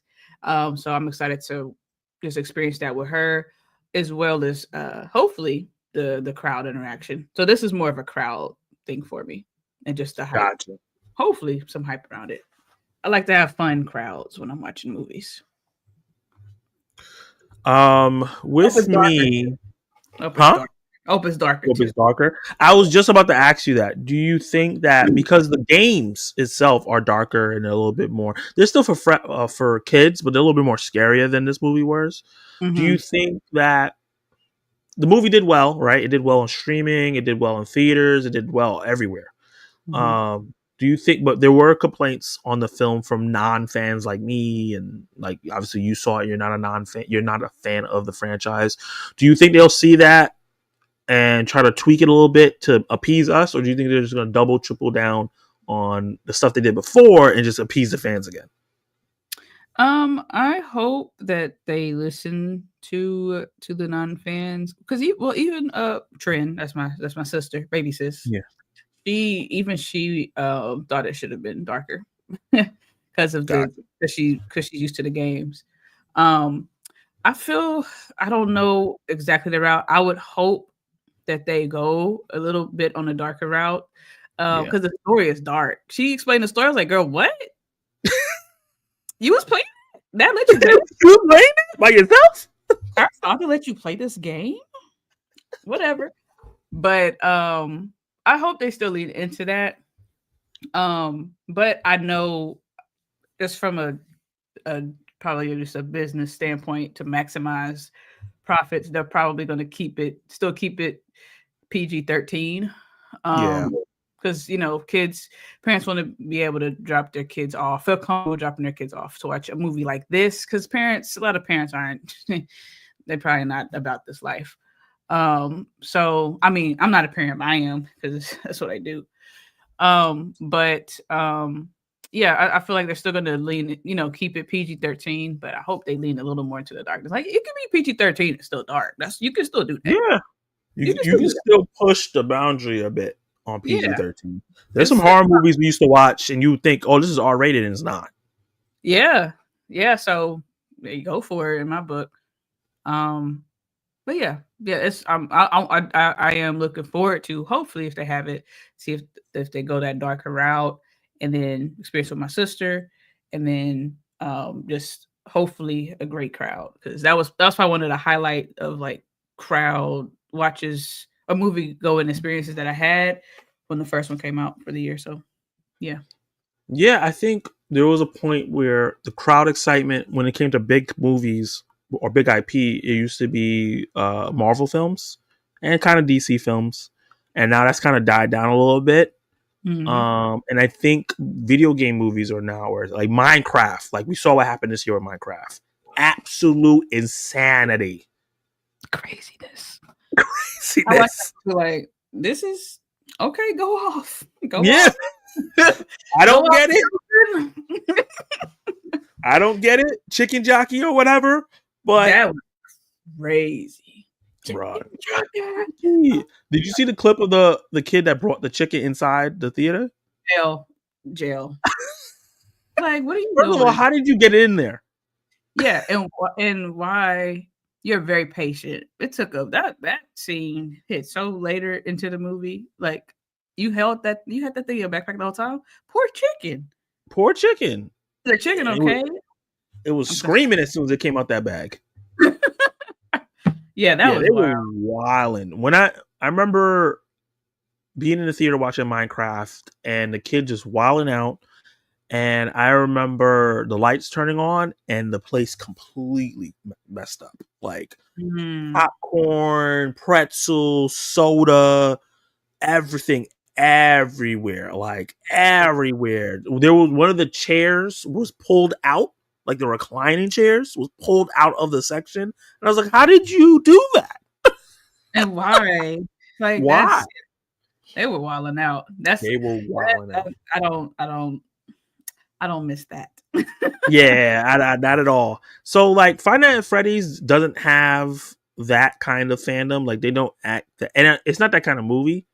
Since it's a little slower and it's more darker, it's supposed to be scary, so it's supposed to be more tense. So I'm glad that we don't have to worry about that. I'm hoping that a lot of the stuff that the fans say that is from the game, they add more into it because it sounds cooler. And I do hope that they find a way to make it a little bit more tense and scary throughout, because I was watching that first one and I was like, this is baby horror. This is like you show a 7-year-old when you want to show them their first horror movie. I'm watching it, baby first horror. And I'm watching them like, this is okay, cool. Like I care about this guy and his sister, but oof. Yeah. Oh yeah, I love a good sibling dynamic. Yeah, yeah. I'm a sucker for it. I'm a sucker. Sorry. So my number 6, I didn't even know about this movie happening until I saw the trailer, and that is The Running Man, starring my boy Glenn Powell. I know people are hating on him now because he's everywhere, and like they're like, I'm sick of seeing his face, and I'm like, what is he supposed to do? What am I going to say? What am I going to say right now? It's going to be done. It's going to be said. I think that's what Kenny be saying sometimes, right? People got to work, right? This is all they do. This is their job. That's like me going, you know what? People are tired of seeing me at my job, so I'm going to take the week off. No, I got to get paid. Weird behavior. Yeah, and then people don't understand that there's no more residuals. The reason why we didn't see actors all the time is because they used to get residuals from TV shows and movies, so they can not work for a year or two before they had to do their job. You can't do that anymore. Yeah.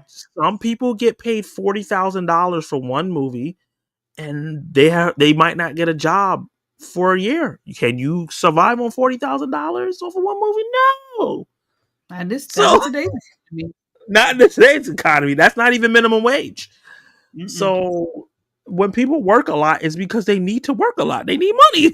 So Pedro Pascal, Glenn Powell, Zendaya, Sydney Sweeney, Timothy Chalamet, they're working. This is their job.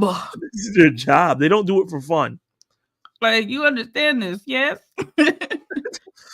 So this is a remake of a film. I think it was with Arnold Schwarzenegger was the original one, I believe. I saw that movie a long time ago.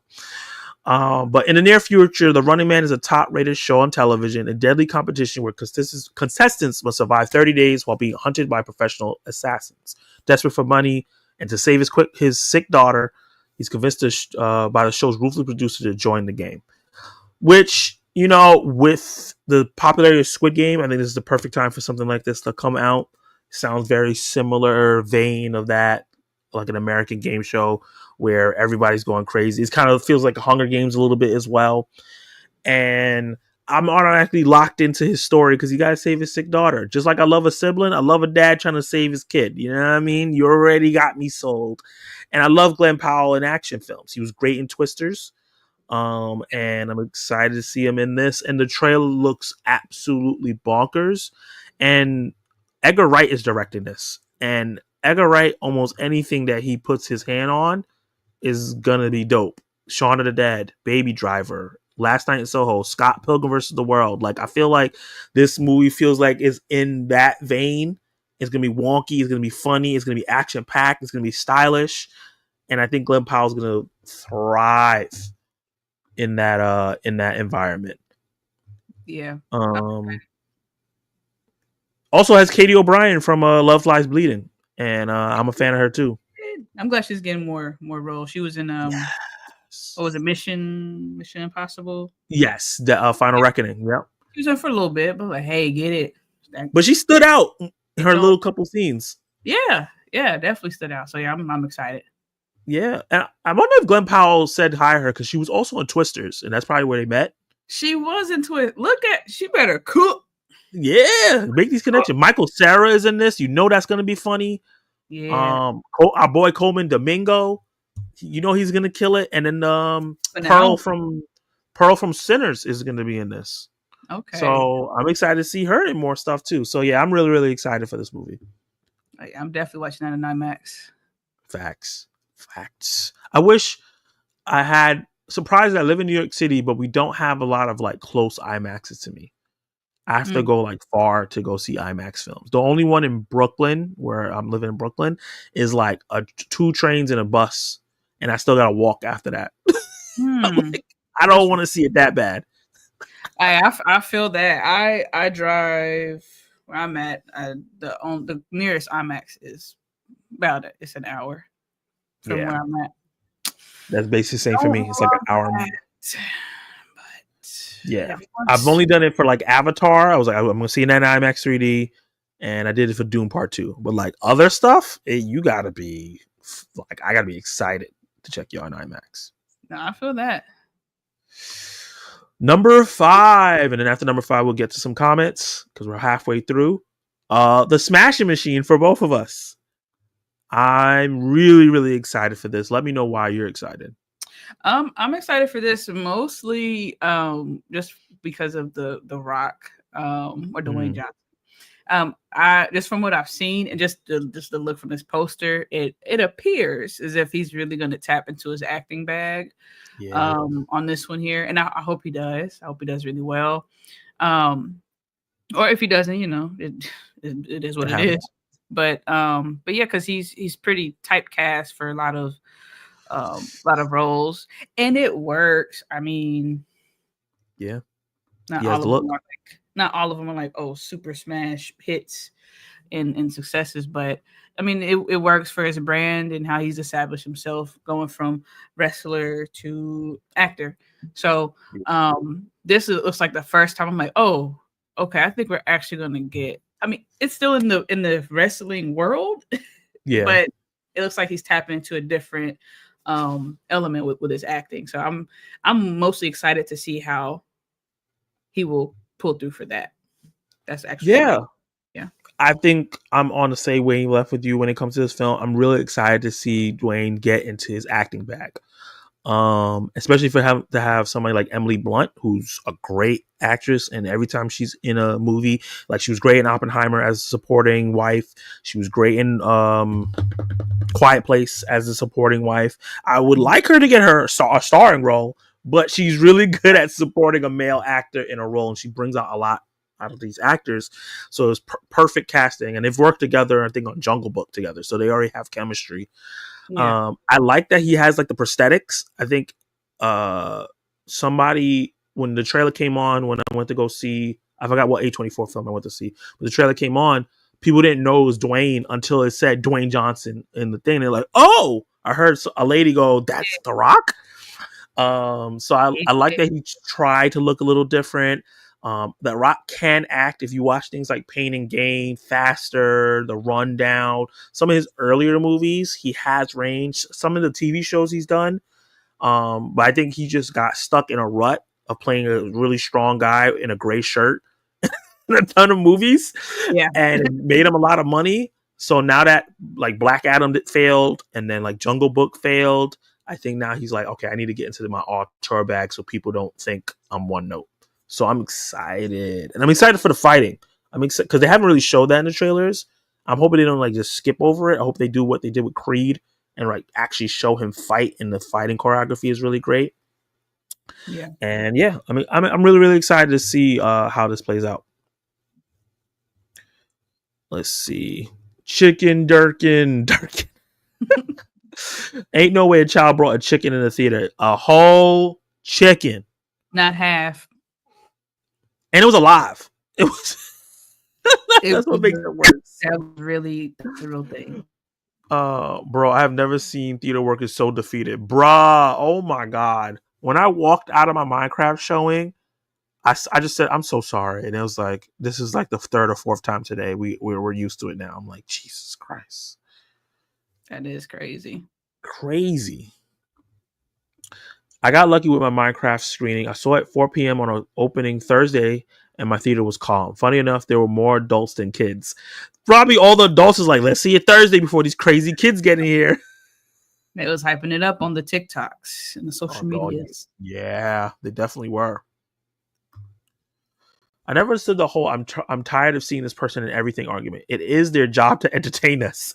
That's like me going to Popeyes and getting mad at seeing the same cook. Yes. Yeah. Like, what? That doesn't make any sense. The only time it bothers me is when I don't understand why this person keeps getting roles, right? Like if it's like somebody that's like a bad actor. But like these people that they complain about, like Pedro Pascal, he's a great actor. I've seen him in like 5 movies this year, and he's killed in every single one of them. Yeah. Zendaya really don't be in a lot of movies like that either. Because has she been in a movie this year? I don't think so. No. Yeah. She has 2 next year, but she hasn't been in anything this year, so she doesn't work that much. And then Sydney Sweeney's not in a lot of big movies either. Like Americana's not big. Eden, that also came out the same weekend that she's in with Anna de Armas, it wasn't big. So it's some weird complaints, man. Yeah. Also, Pedro Pascal and Glenn can act. Would you rather see 10 plus movies starring Gal Gadot? Give me a lobotomy instead. No! I will not accept the Gal Gadot slander. I don't care that her acting isn't great or good. Kal-El, no. Don't do that. Do something else. Okay. But that was bad. That was bad. And even the wine is great. I love her, and that's it. I'm gonna stand by her. I'm gonna stand behind my girl. One thing I'll say is Wonder Woman 1, she was great. Yeah. I don't know what the circumstances was for Wonder Woman 1 that just made her, she was great in Wonder Woman 1. I love that movie because of her. But when she popped up in Fast X, I was like, oh no. You know what I really noticed it? Was Red Notice. You ever watch that film? I didn't finish it. Me neither. And I finished movies. I saw the TV Glow, and that movie was boring. Red Notice was boring. Oh my god. Yo, like I would watch Tar over Red Notice because I finished Tar. I would watch Black Phone 1 over Red Notice. I would watch World of Worlds over Red Notice. I will rewatch all those movies before I try to finish Red Notice. That movie was boring. No one was trying. Gal Gadot was not trying. Dwayne was not trying, and Ryan Reynolds surely was not trying. He was doing the same old shtick that he usually does with none of the oomph. And that wasn't that one of their, like, I think until recent with the K-pop Demon Hunters, that was their top streamed movie. Isn't that insane? That's actually insane. Netflix standards are so low. Mm-hmm. I Yes. know TV shows are like their bag. It's not really movies, and they're starting to level up their movies. But Yeah. for Red Notice to be their second, I get it. It's the star power, it's Rock, Ryan Reynolds, Gal Gadot, and whatever. And at the time, they were still kind of on the up and not Yeah. down. But that boring ass movie, I want to know what the completion rate is. I don't care about the views. How many people finished it? That's what's important. That's what's important. Oh man. Hopefully, she older. I don't know what much you can change at this point, but Who, Gal Gadot? Oh, she yeah. ain't changing. Hopefully She she. ain't, she ain't changing. She got pretty privilege. She ain't changing. That's true. That's true. Hopefully she can find some roles that kind of. I guess the first one worked because it played into her like naivety and like being new to a girl, so it's kind of easier to work for it to land. But yeah. And then they fumbled Wonder Woman with That's Wonder Woman 84. That was so bad. Yeah, her acting in the movie wasn't terrible, but Yeah, that's probably one of that. Ooh, is that the most disappointing sequel? Yeah, for me, that's the most disappointing sequel I've seen, or one of, because I love the first one so much, and I love Wonder Woman in general a lot. So, yeah. I agree. I love the character Wonder Woman. I love the first one. It's one of my favorite comic book movies. But then, that one was crazy. But we got another super chat. Kenny Sparks is being very, very generous. So you already know what I got to do. A large popcorn. A large? You got money. He got money. Get it all for him. Get it all for him. Thank you, Kenny Sparks, for the $2 super chat. He said, Powell being overexposed like Pedro don't exist. Yeah, like Powell was in Twisters, he was a Hitman, and he was in that rom-com with Sydney Sweeney from a couple years ago. It's not that many. And it's not like he's in like TV shows too, and he's doing movies, and he's in all the ads. I don't see him that much. Yeah. Smashing Machine looks great. It really does look great. That's a great trailer. Faster is underrated. It really is. The Zendaya thing is a flat out lie. I don't know where people get that from. I think because when she's in something, it's like everywhere. This is Zendaya, though. Yeah. She's Zendaya. I love that woman. I love her. Me too. Yeah. I'm part of the Zendaya hive. Yeah, like, who got something to say? And enough champagne to fill the Nile. TJ, you stop it. I saw the TV goes the worst movie I've seen this decade. Oh no! I second this. Oh really? One of. You think it's the worst one you've ever seen? The worst. Probably one. I didn't finish it, so does it count? Yeah, I feel like if you didn't finish it, it was the worst movie. But it's just rough. No, I got some others that's the worst. I'd rather watch Ice Cube play Paul Atreides. Oh no! That would turn that movie into a comedy. Ooh. Oh man, him's like I can't imagine Ice Cube so doing far, that speech. It's that Nicolas Cage movie. That's the one I'm thinking about. That one pissed me off. Oh, Surfer? That one pissed me off. I still gotta watch. What made it worse? You probably I loved it. No, but what made it worse is I saved that. I love Nicolas Cage. Yeah. I just love him. I like his work, all that stuff. Not all of them, but for the most part. But I watched it. It was either Father's Day or my dad's birthday. It was in the same month. I saved it for that particular day with my dad, and it was just so trash.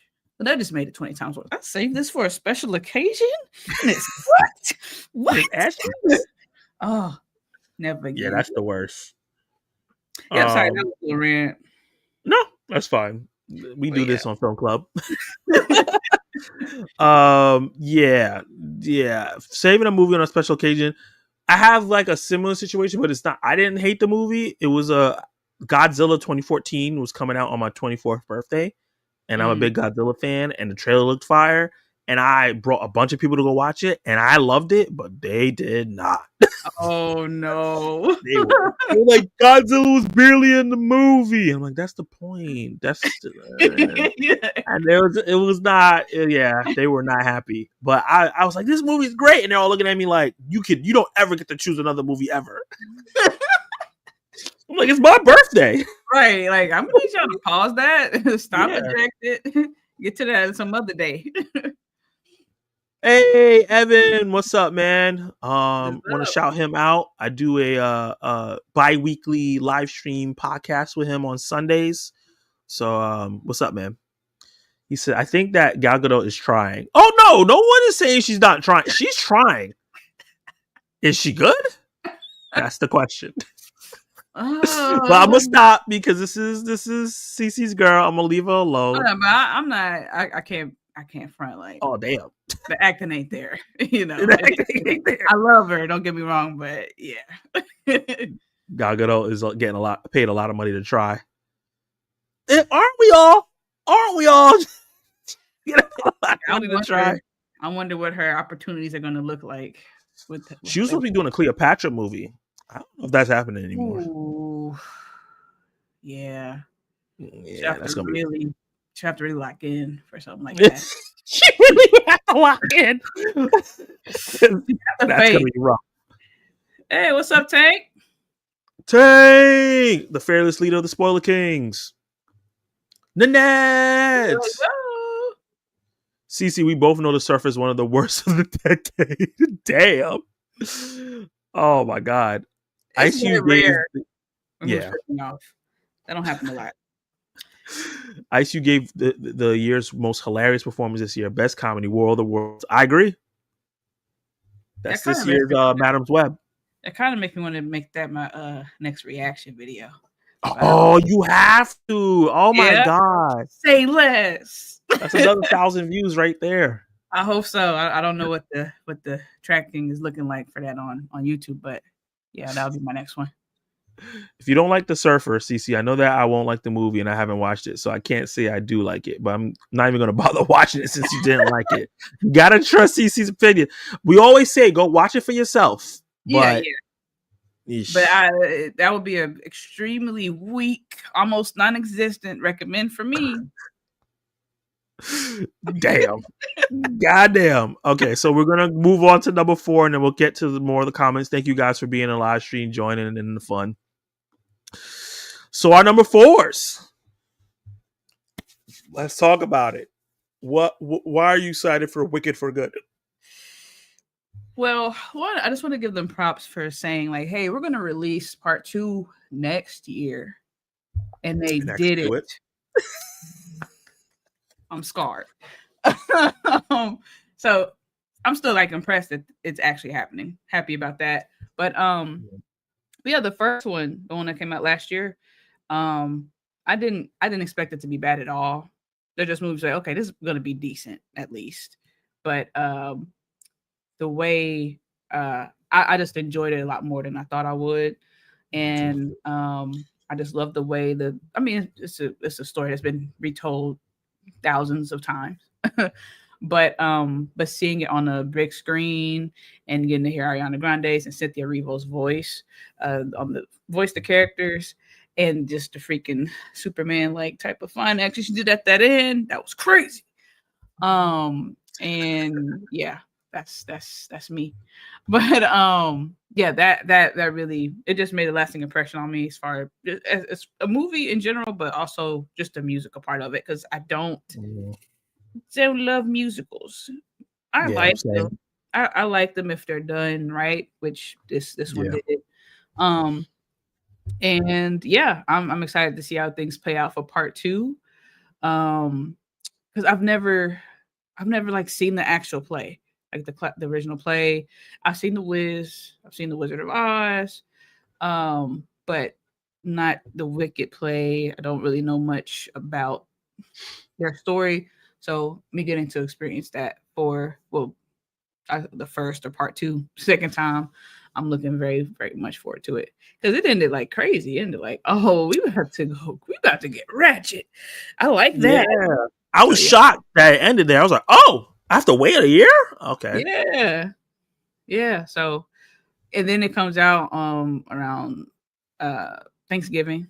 Yep. So that's what it came out last year too. So that's a holiday movie. Some of my picks are definitely family oriented. I'm seeing here as well. But yeah, I'm excited to get to watch that with the family and hopefully have as great of an experience, if not like better than the last one. Yeah. I've been avid to saying that I did not look forward to watching the first Wicked, right? Like for multiple reasons. Yeah. Both the trailers look like garbage. I'm not the biggest fan of Cynthia Erivo or Ariana Grande, but I was gonna skip it. But Kenny Sparks DM'd me and he's like, "Bro, I know you have your misgivings with the film and because of personal stuff, but put it to the side and go watch it. You gotta see this because everyone's gonna be talking about it." Which people did talk about it for like the rest of the year. So I would have been missing out on all that conversation. So I went to watch it. I went to watch it like this. Impress me, stupid. And you know the thing is, I don't like musicals. So it has to be really good. You can't just be like a solid musical. Like if you're a solid musical, you're a bad movie to me. So you gotta be great. So like, you know, I just dropped a review for K-pop Demon Hunters where I was like, about that movie because I didn't think it was a great film and it's a musical, so it was rough. But I like Wicked, I like the Mean Girls musical, and I liked Wonka. Right? I liked all three of those films, all musicals. And I sat there and I slowly unfolded my arm and I slowly sat back and I was like, holy crap, I was wrong. This thing is great. Yeah. Yeah. I still think like the cinematography looks bad. Like it just looks too washed out. But the visual effects are great. The goats and the animals look fantastic. All the magical stuff looked really, really cool. I wish they kind of leaned more into like them going to a magical school and made this kind of like a Harry Potter situation. I thought that would be dope, but I understand they have like source material that they're pulling from. Yeah. Ariana Grande was fantastic. And I'm excited to see what, because where the first movie left off, I'm excited to see like where it leads into this one, right? Because she seems very conflicted. She loves Homegirl, but she's also like, I gotta fight for my own survival. I've wanted to be on top for a long time. And in the beginning of Wicked is kind of like where Wicked for Good is gonna start, with her telling the story about her best friend. So and I also got spoiled on some of the characters that I was supporting, who they're going to change into and stuff like that from the original movie. So I'm excited to see that. I'm excited to see if Dorothy actually shows up. I heard that they casted Dorothy for this movie. So that's gonna be a moment where everybody goes crazy. So a theatrical experience, it's gonna be nuts. Yeah. So Wicked was actually an honorable mention for me. I'm really excited for Wicked for Good as well. And based on the trailers, it looks a lot better than the first one in terms of like the look wise. Yeah. But Predator Badlands. Predator and Alien have done it right? In terms of like resurgence, rebranding your content, and like there's certain things like Jason and Freddy and Chucky and some of the stuff that like debuted around Predator or like within those decades that have just not picked back up, right? We're starting to see Star Wars fall off a bit in terms of like IP. But Predator with Prey, and then Predator Killers of Killers, and now this looks awesome. They're on their way back, and this looks really, really fun. And I love that they saw Prey, and they're like, we tried something different. It worked out. People loved it, and people said we should have put it in theaters. And I hope one day they actually do give a release to Prey in theaters. I would love to see that movie in theaters. But the whole thing of like a predator being the protagonist of a movie, one, dope idea. Two, he's a failed predator. This is his last chance to get his kill so he can get leveled up or they're going to kill him. That already sets the stakes there, right? And also like them tying Alien into this movie so much with the android. We saw the machine that Ripley fought in the first Alien at the end of the trailer here. We're going to get to see other aliens that we never usually get to see in this franchise and him fighting against it. I think all of that stuff looks fantastic. And the movie just looks good overall. So I'm super excited for Predator Badlands. Yeah, I am too. I love I'm seeing on the cover Elle Fanning Yeah. is Dakota Fanning was my favorite actresses growing up. I was obsessed. So I love the sibling connection, like, oh sister, look at her sister. Okay. Yeah. I love that. But yeah, I'm excited to see her in this and yeah, sometimes I feel like the Predator and the Alien and Alien Predator. Sometimes it can be a lot for me. I'm like, okay, which and where and is this connected to the second power? It's like I'm like, wait, Prey is that? But the movie last year, it's just Do I gotta divide something? Like, there's a yeah, lot going on. But I mean, there hasn't been one movie I've watched in this franchise that I didn't like, that I didn't enjoy, that I've seen. I don't think I've seen every single one, but all that I have, I've enjoyed it. So that is also what I'm looking forward to. But that's going to Hulu. Is that right? No, it's going to theaters. Oh, so it was, but then they decided to release it in theaters. Yeah, they really decided to release it in theaters because Ooh, they learned their lesson with Prey. I'm here for it. Yeah, and I think they moved the date up for this one. Actually, why am I saying it like I can't just look it up? It's coming out November 7th. It was supposed to come out in December. I'm glad it's not, because that's Avatar season. Stay away from that movie. Yeah. You don't want no smoke with Avatar. You don't want no smoke. And then you got And when is Wicked coming out? The end of November, I think so. Honestly. Okay. Yeah, so stay away from Wicked and Avatar. Those two movies are about to go crazy at the box office. Okay, November 1st for Wicked. Yeah. Let's go into our number 3. Such different movies. Very. Talk about why you're excited for him. So the trailer. Well, first the title. Yes. Yeah. How many times have I heard, "I'm him, I'm him"? Yeah. I'm him. Actually, my boyfriend, he does that, and I have to humble him, like, from Powerpuff Girls. Get it right. I'm him from Powerpuff Girls. From Powerpuff Girl. I always have to do that. But yeah. So the title stood out to me, and Jordan Peele, he's a producer. I don't believe he has any parts in writing or directing it. I think he co-wrote it, but he's not directing. Okay. But yeah, knowing it's in his world is naturally intriguing for me. I just love Jordan Peele. His work I've seen, I've enjoyed it, so I'm already there for it. And I'm not sure exactly, like, I've seen the trailers or 2 trailers, and I'm still not certain, like, exactly. I don't know what I'm getting, and that's exactly what I want. And I wonder just how everything's going to play out, what everything means, symbolizes, all that good stuff. And then what's the Marlon? Is it Marlon? Marlon. It's Marlon. Yeah, Wayans. He's in here, and I can tell from the trailer, like, okay, this is another one tapping into the acting bag here. Yeah, he has been doing that with other roles lately. His roles. Yeah. But yeah, this one might be his best one, or might be one of his top tier performances. Yet we'll see. When I watch it on the big screen, but yeah, this is more of like an intriguing kind of a mystery element, and then just the title "Him" is funny to me, or fun. To me. Yeah, I love that title. I love that it fits within the Jordan Peele titling with, like, Us and Nope and then Him, Get Out, things like that. Yeah, and like it's always like fit within our culture, like, the Black culture and stuff like that, and things we love, and it draws us to it. So let me get the negative out the way. For whatever reason, I watched both trailers for this movie, and for some reason, it's just not connecting with me. I don't know what it is. There's just some disconnect where I'm like, this just does not look interesting.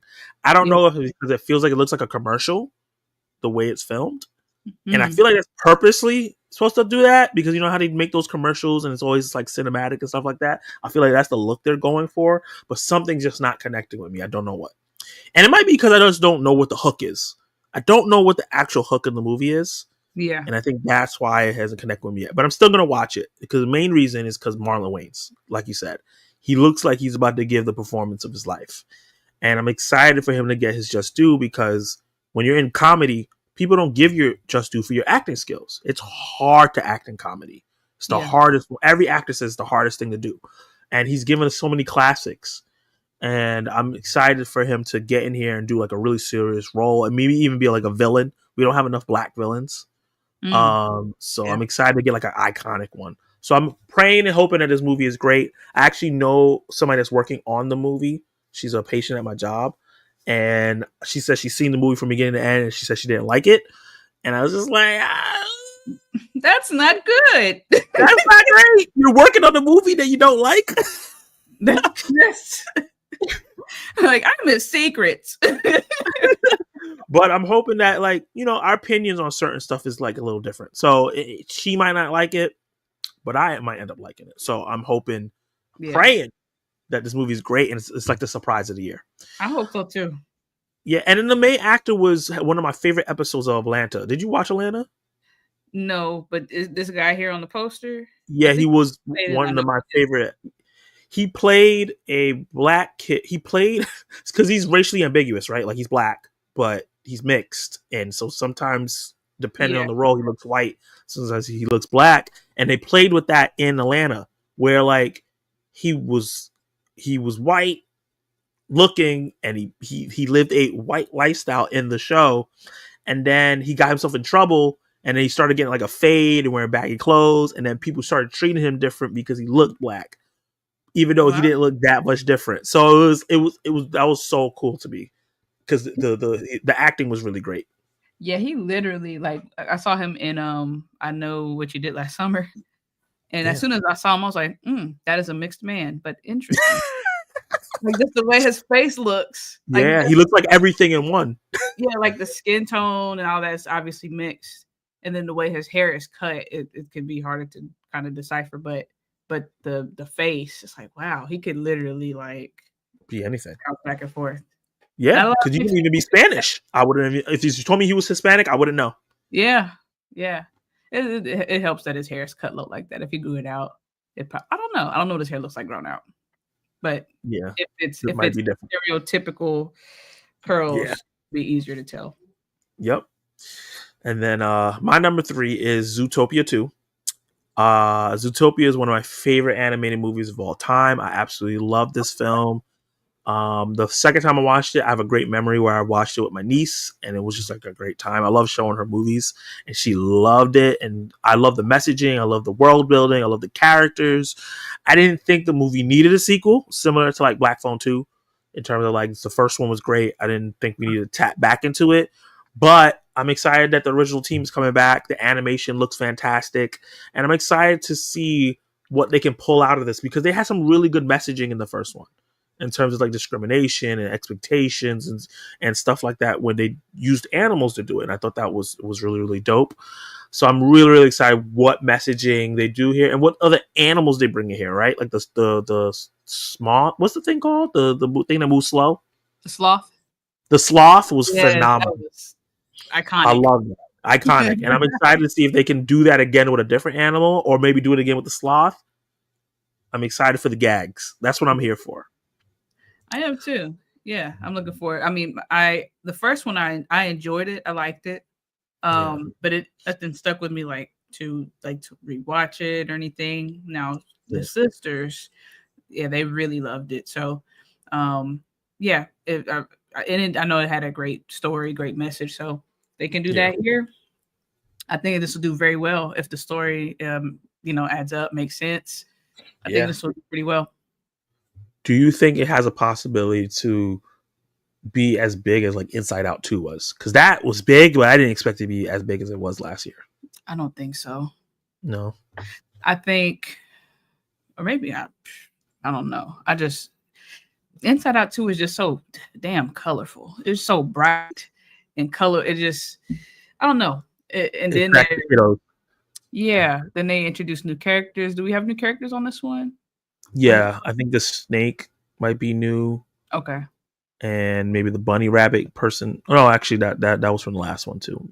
There probably is some new characters in here, but they're not really promoting it super hard yet. Yeah, it doesn't pop out or stand out as much. Yeah.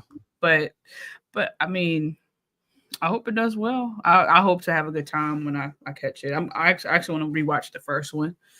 How old was I when the first one came out? That is a good question. I'm kind of scared to find that out. Zootopia. Zootopia. Oh, it came out 2016, 9 years ago. Holy shit. Yeah, that was just 4 years out of high school. Life was different. I'm going to go ahead and rewatch that one. Oh, that's true. Yeah, you had like a different mentality. And and then didn't catch that one. So yeah, I don't know if it'll be as big as Inside Out 2.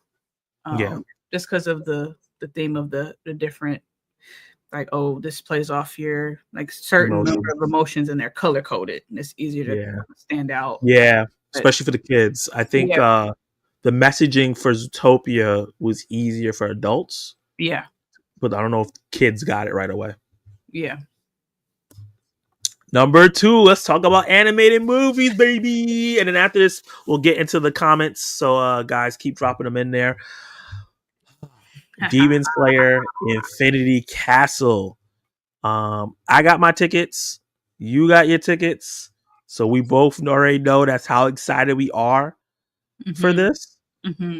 Tell me about your fandom for Demon Slayer and why you're excited for this movie. So Demon Slayer. So I'm not a big anime girl. In general, there's a few every now and then that will stand out to me or that I'll really enjoy.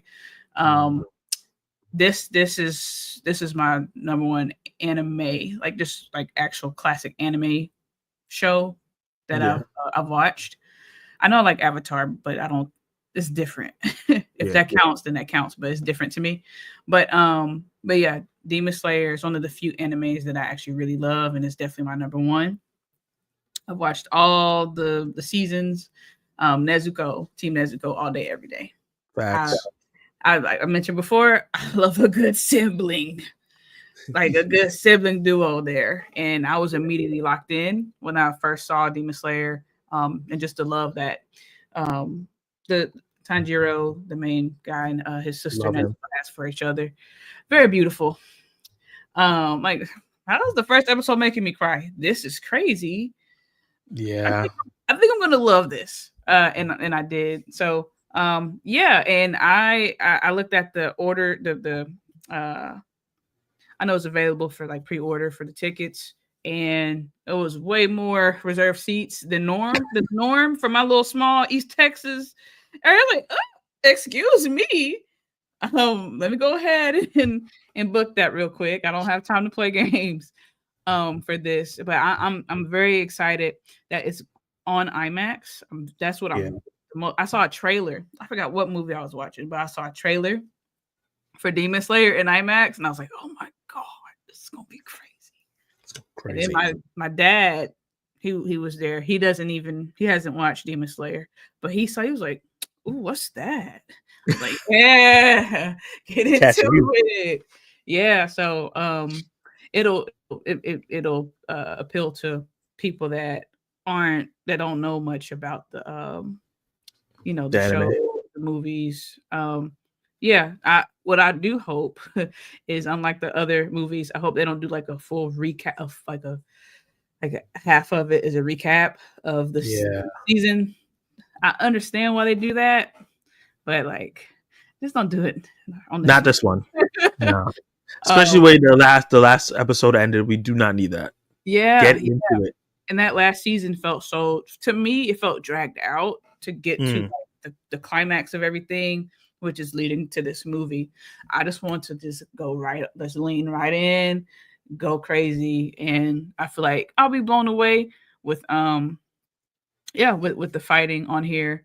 I won't give any spoilers, but Nezuko's story, I'm excited for that. I'm super I'm intrigued to see what role she'll play in this here. I'm just excited for it all. But yeah, most importantly, like the IMAX, I got a Nezuko jersey. Oh, that's fire. I might bring it out here in a little bit while you're talking, but Nezuko jersey, like, I'm here for it. I got to talk to my sister. I got, baby sis, and I got little sis part 2. I got her, talked her into watching it with us, talked her into watching the last season, because that's what I do.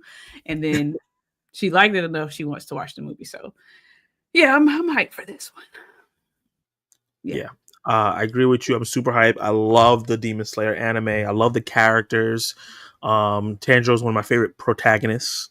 Period. I love pure-hearted. I'm gonna do what's right no matter what, even though it's gonna be a detriment to me kind of characters. And the big thing why I'm excited to see this on the big screen is because of Ufotable. Ufotable is the ones that do the animation for Demon Slayer, and when Ufotable is on, they are on. The animation is absolutely gorgeous and amazing, and I'm excited to see them do a movie because there are certain scenes, fighting scenes in the anime that looks absolutely insane visually, and I can just imagine what they're gonna do for the film and how crazy that's about to go look. Because that sequence where they fight the twins demons, that whole section when the town's on fire and he breaks his fingers and all that looked absolutely amazing. I was blown away. So if they can get to that level and stay at that level the whole movie, we're about to see one of the most visually impressive things on screen. We also been teasing this Infinity Castle the whole like series. So for us to get a whole movie just in it and seeing our favorite heroes trying to survive, this is gonna be like Infinity War level. Like, oh, I'm freaking scared for my favorite characters. Yeah. And I haven't really seen something like this before, where you watch an anime, you get invested for all the seasons, and then it finishes out in movies. I think that's really interesting and different, and I'm excited to just jump in. And like you said, like when the tickets went on sale, I think maybe 2 weeks ago, I was like, let me go just check and see like what's going on, because I don't need to reserve it that far away. And then I saw almost the whole middle row that I like to sit in done, and I was like, oh crap, let me get this shit right now. For real. Because that's crazy. Yeah. So yeah, if you're a Demon Slayer fan, if you're an anime fan, if you're an animation fan, I think this is one you're not gonna want to miss. That shit's fire. Demon Slayer Corpse. Oh, I love that. Then you got, I don't know what 28 stand for, but you got Nezuko on the back. Nezuko. Nice. Yeah. Yep. I'm here for it. I have I have a Demon Slayer bomber jacket. Ooh. And it looks like, what's his name? What's the name of that? The guy who trained Tanjiro. What is his name? Train him. The one that in the first season, the first episode, he tried to kill Nezuko and then he decided not to.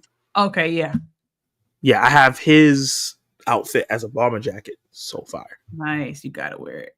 Yeah, I gotta wear it. I gotta wear it to Demon Slayer Infinity Castle. But yeah, that's our number 2. So excited. So excited. Let me get through some of these comments and then we'll get to our number 1 picks.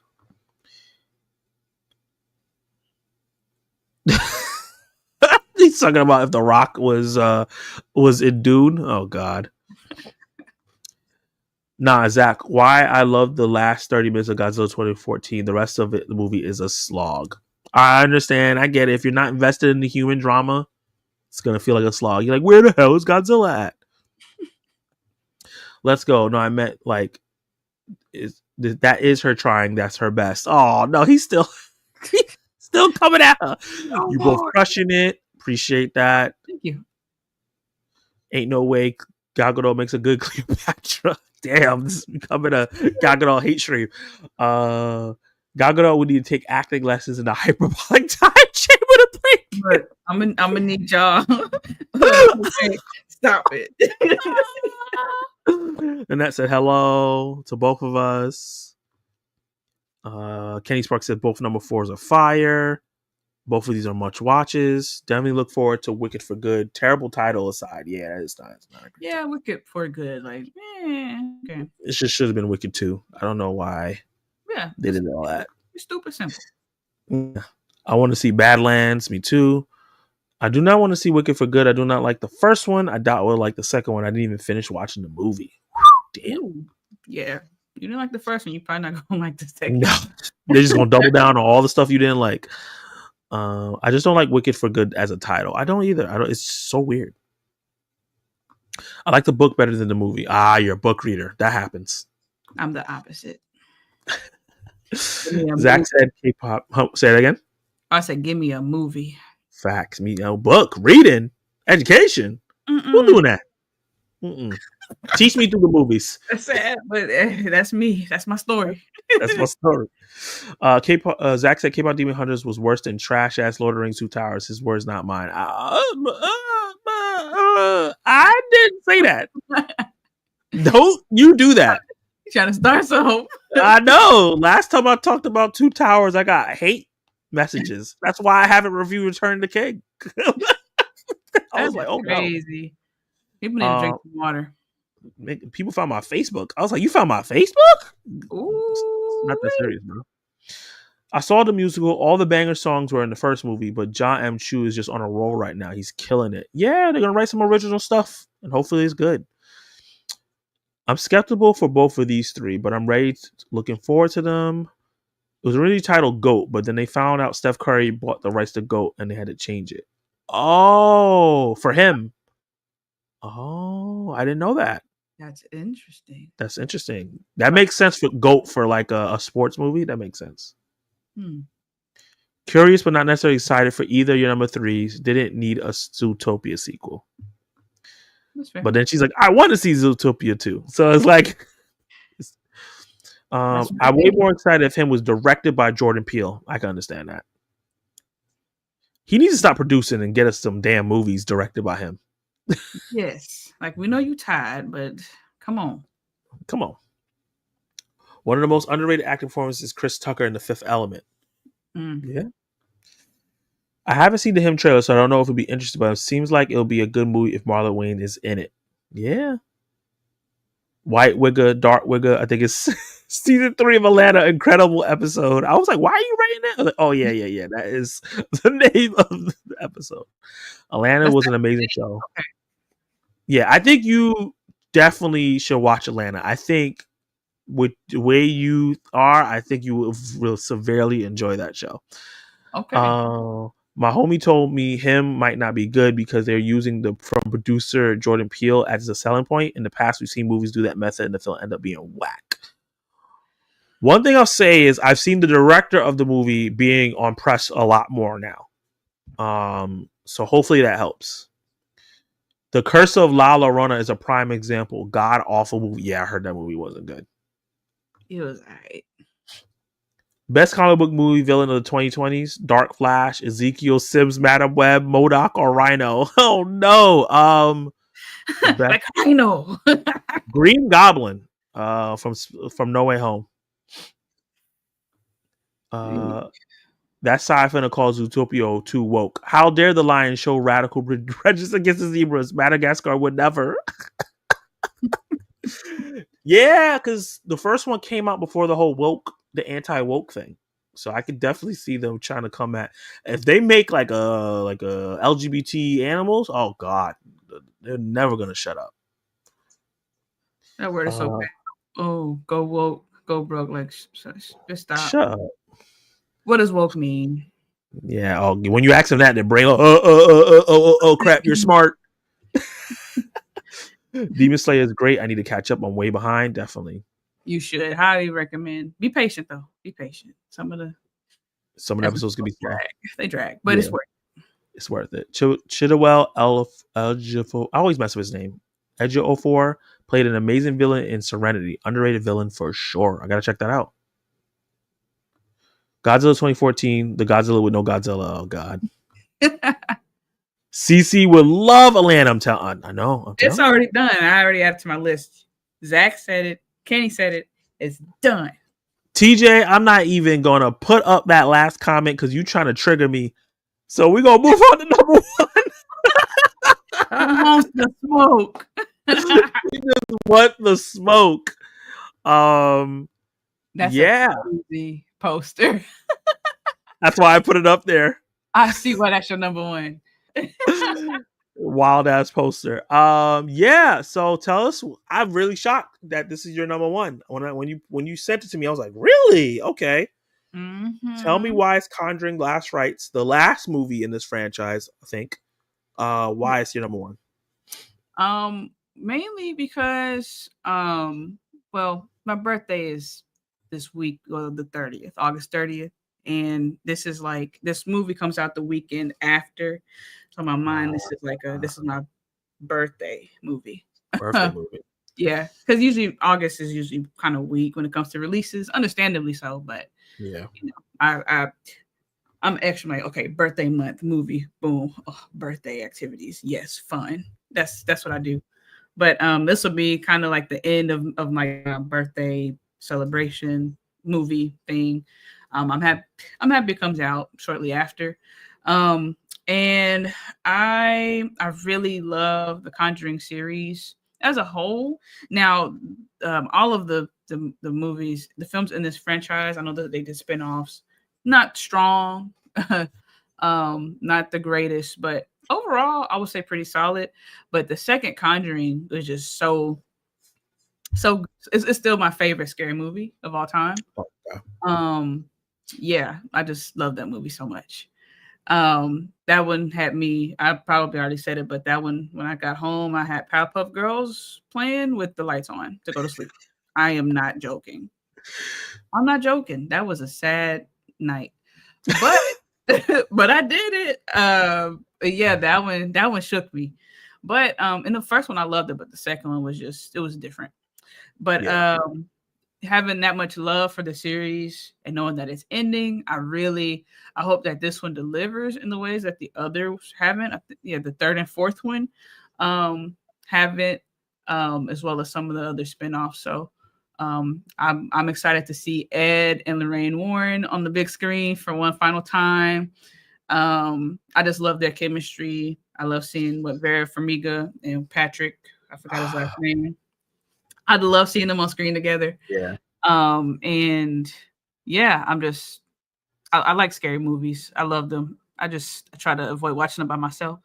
But actually, honestly, The Conjuring 2 scared me so bad, and Insidious, either 2 or 3, scared me so bad. I haven't been scared like that since from any scary movie I've seen after. It just burnt the scare out of me. It just depleted. Have you seen Hereditary? Yes. And not even that scared you? Like that, no. Oh wow. Okay. It was that nun, and it was the ghost in Conjuring 2. Like, the ghost was about that life. He was a gangster. Oh, are you gonna bring the cops over? You think that's gonna stop me in broad daylight? No. What? And it was just different than what I've seen. And then having the nun being involved too, it was just a lot of stuff. I could talk about it forever, but I'm gonna go on to this one. But yeah, I'm just excited to see how they close things out, and I really hope it brings that scare factor that some of the other ones have missed. So yeah, I love me some Ed and Lorraine Warren. I love them. Yeah. I've missed the Conjuring movies for a very funny reason. So the main actor in Conjuring and the main act is also in Insidious. And I watched the first Insidious. The shit scared the shit out of me. And I was like, I ain't watching no more of these. So I thought The Conjuring was a part of the Insidious thing because it's the same actor. Yeah. And I was like, I'm not watching these movies. And then I found out way late that, these are two separate franchises, just the same actor in each of them. And he's doing both of them, multiple movies. Around the same time. So weird. Yeah, around the same time. It's so weird. But I know we talked about Toby, dark movies, Norwegian Batman. Conjuring is his favorite horror film. You said Conjuring 2 is your favorite horror film. Yeah. So it makes me feel like I need to watch them because I saw Annabelle. I don't know if it was the first one or the second one. I only seen one Annabelle movie. And I just know the one that I saw scared the shit out of me. I was like, oh, okay. So maybe I shouldn't watch the Conjuring universe because if the side characters are scaring me, I don't know if I'm going to be able to handle the main ones. So you haven't seen the first or any of the Conjuring movies? Yeah. I got to watch the first one. There's a scene that I keep seeing on social media for like the last 5 years of somebody clapping the lighter out. That shit, oh God, so terrifying. So I got to sit down, buckle in my big boy shorts and good luck. and watch the other Conjuring movies. I don't have nobody to watch them, but yeah, if you are, I would recommend like the first and the second one. The others, I don't, because this is the fifth one, right? This is the fifth one. Yeah. Crazy. The other ones they're fine, but I think the first and second one would be the most impactful ones for you to watch. The other ones are they're there. They're there. They're there. But I would recommend that. I wouldn't recommend watching it alone, but it might not scare you like that. So, it depends. Yeah, but someone on Threads, she was like, "Oh, I'm thinking about starting the Conjuring, but I don't have anyone to watch it with." I was like, I would highly recommend you don't do that. If you get scared, if you're a scary person, don't do that. Do something else. It's like if you're not a scary person, then it's fine. But I need Powerpuff Girls with the lights on after watching it with someone at the movie theaters. You might want to reconsider. But I'm different. I kind of like to be scared. I like to be like. That's why I watch scary movies at the movie theaters, because it's gonna be much. It's gonna be a lot easier for me to get scared or be immersed when it's at the movie theater versus like on this 50-inch flat screen TV at home. So, but yeah, just take that as you will. But if you are the first and the second one, for sure. The other ones you're good on. Gotcha. So I'm definitely gonna try to check those out. Perp Mind says CC would love When Evil Lurks. Did you get to watch that? I think that might have been last year that came out. When Evil Lurks. That doesn't. Yeah. It sounds familiar. I don't know if I watched it. That movie was crazy. Oh. She's like, she's like, I don't know about crazy. Just When Evil Lurks. Yeah. Is it just called Evil Lurks? No, When Evil Lurks. Okay. Google TV is acting stupid. So it's a Spanish. I think it's a Spanish horror film. Oh yeah, I definitely don't think I've seen it, but I will add that. I see it on Google. Okay, it's on Hulu. I'm gonna watch that with my dad. That sounds like a good boy. Oh boy. You said it's crazy. I'm gonna be interested. You said it's crazy. Yeah, it's crazy because it's a foreign horror film, and foreign horror films, there's like they don't have the limits that usual American horror films have. Like kids are safe and old people are nah. Oh, they're diabolical. I don't like diabolical. I don't like that. It's definitely diabolical. Okay. That's why I didn't like Dead Rise. That broke my little heart. Oh yeah, Evil Dead Rise was crazy. That broke my little heart. But yeah, you enough of the kind of that. But yeah, my number one is One Battle After Another. Paul Thomas Anderson is not a director I'm super familiar with, but a lot of people talk about how great he is. I've only seen Licorice Pizza, which I thought was okay. But the trailers for this movie are fantastic.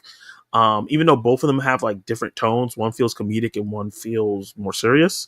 So I'm hoping the movie knows what it is. Hopefully, maybe it balances it. But Leonardo DiCaprio looks like he's having fun. I love seeing Tiana Taylor, Chase Infinity, and Regina Hall in here. And Wood Harris, some really good black representation, but also Benedict Del Toro. And the movie just looks like a great time, like a great American epic, which I think we need one of those every year, where we tell this very American crazy story that's going to last like 3 hours or something like that. How long is this movie? Yeah, 2 hours and 50 minutes. I knew it. That's a thick one. I knew it was going to be long. Thick. And it looks great. It looks like it has a really interesting premise that's like relevant to right now in terms of people trying to fight for freedom and then the government doing what it does. And I'm excited to see what twists and turns the film takes, because it's about this family who was revolutionaries and then they go missing. And they have to protect their daughter. So I think that all that is going to be really, really dope. I think this is going to be one of the best movies of the year with some of the best performances. So I'm hoping, I'm praying. That's why it's my most anticipated movie of the rest of 2025. And it wouldn't come out September 26th. So we still got a couple more weeks before it comes out. So yeah, that is our 10 most anticipated movies of 2025. This was a really, really great list and very varied list as well, because we didn't have all the same movies. We had like some crossover, but I'm really, really excited to check out all 20 of these movies, or maybe 15 of these movies when they come out in theaters. I am. CC. Yeah, it's been a solid Huh? year. Yeah, I am too. This has been a solid year so far, and we have enough to look forward to for the rest of the year. Yeah. Kenny says, yeah. Yeah, like I told Zach, like the first two, that's all you need, honestly. If you want to watch the other ones, you can, but I wouldn't torture yourself. I would just do the first and second one. Y'all better than me. I do not like when some come out. It's very rarely that I'll rewatch like the one that came out before or catch up. I just like you recap on YouTube. Recap on YouTube. So I'm not doing it. I just found out the director of Conjuring Last Rites is the director of La Llorona. I'm still hoping for the best, but he got to lock in. Oh, he better lock in. That's the least he could do. Especially since it's the last one. I'm going to be honest. I don't want to see either one of those. I'll probably watch Conjuring 5 eventually, but Conjuring movies are not my favorite. I didn't like Black Phone, and the reason is because children were being hurt. I do not like movies with children being hurt in them, even if they eventually get a good ending. I get that. That makes sense. Yeah. It's like how people were scared about that dog getting hurt in Good Boy, you know? Oh, yeah. Yo, that helped that movie so much. It was going to get a limited release. Now it's getting a wide release because everybody was Googling it and searching it up and talking about it. Wow. Shudder? Okay. Shudder's the best stream of it. One Badlands looks like a fun movie. You definitely want to see it. All right. So let's wrap this bad boy up. Cece, thank you so much for joining me for this live stream since Kenny decided to go enjoy his anniversary and whatever because he's married and whatever. Ugh. Crazy. Don't want to come do his job. But tell the people where they can find you. I'm going to solo you out and what you have coming up next. Yeah, so CC Clemens, you can find me on the YouTube at CC Clemens. Also the Instagram at CC_Clemens. On there, I just post just daily stuff, stories, music, lots of crackhead, crazy music, random music that I just feel like sharing. So if you're into that, follow me there. I do food content as well. On TikTok, which is at CC_Clemens, as well as YouTube, CC Clemens, at CC Clemens 2.0.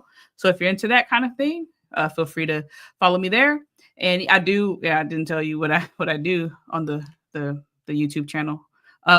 For my movies, I do movie reactions. I just recently dropped the K-pop Demon Hunters reaction. And now, thanks to this live here, I'll be doing my next one will be to it was the War of the Worlds. So be on the lookout for that over the next, I'll say 2 to 3 weeks. And yeah, that's it. Let's exit. Yeah, definitely check out some of her older reactions as well. Hilarious commentary. She always makes me laugh throughout all of them, and she has the best facial expressions, as you can tell, throughout this stream. Definitely go support CC if you don't already support her. And thank you for coming on. What do I have up next? I'm going to be doing a review for Splitsville. I already have the thumbnail set up for that. I'm going to be writing it out soon. Should be coming out next week. And I'm going definitely in the short term. I know I'm going to be watching Caught Stealing this Friday. That was also one of our movies that we had, but it's coming out soon, so we don't have to anticipate it too much. And I'm going to see it Friday. I know TJ saw it already. And he said good things. So you should be looking out for a review for Caught Stealing as well, coming from me. Let's see. Last couple comments. Kenny said, "Wow, I'm slandering all your movie takes now, Zach." This was a great stream. CC, you are an incredible host. Thank you. Thank you. Hey, Miss Sparks. What's up? Chat. CC, you're excellent. Thanks for putting up with this comment. Whoa! Communist! Whoa there, brother. Crazy! Whoa there. That is an insane comment. Trying to get me El Cancelario.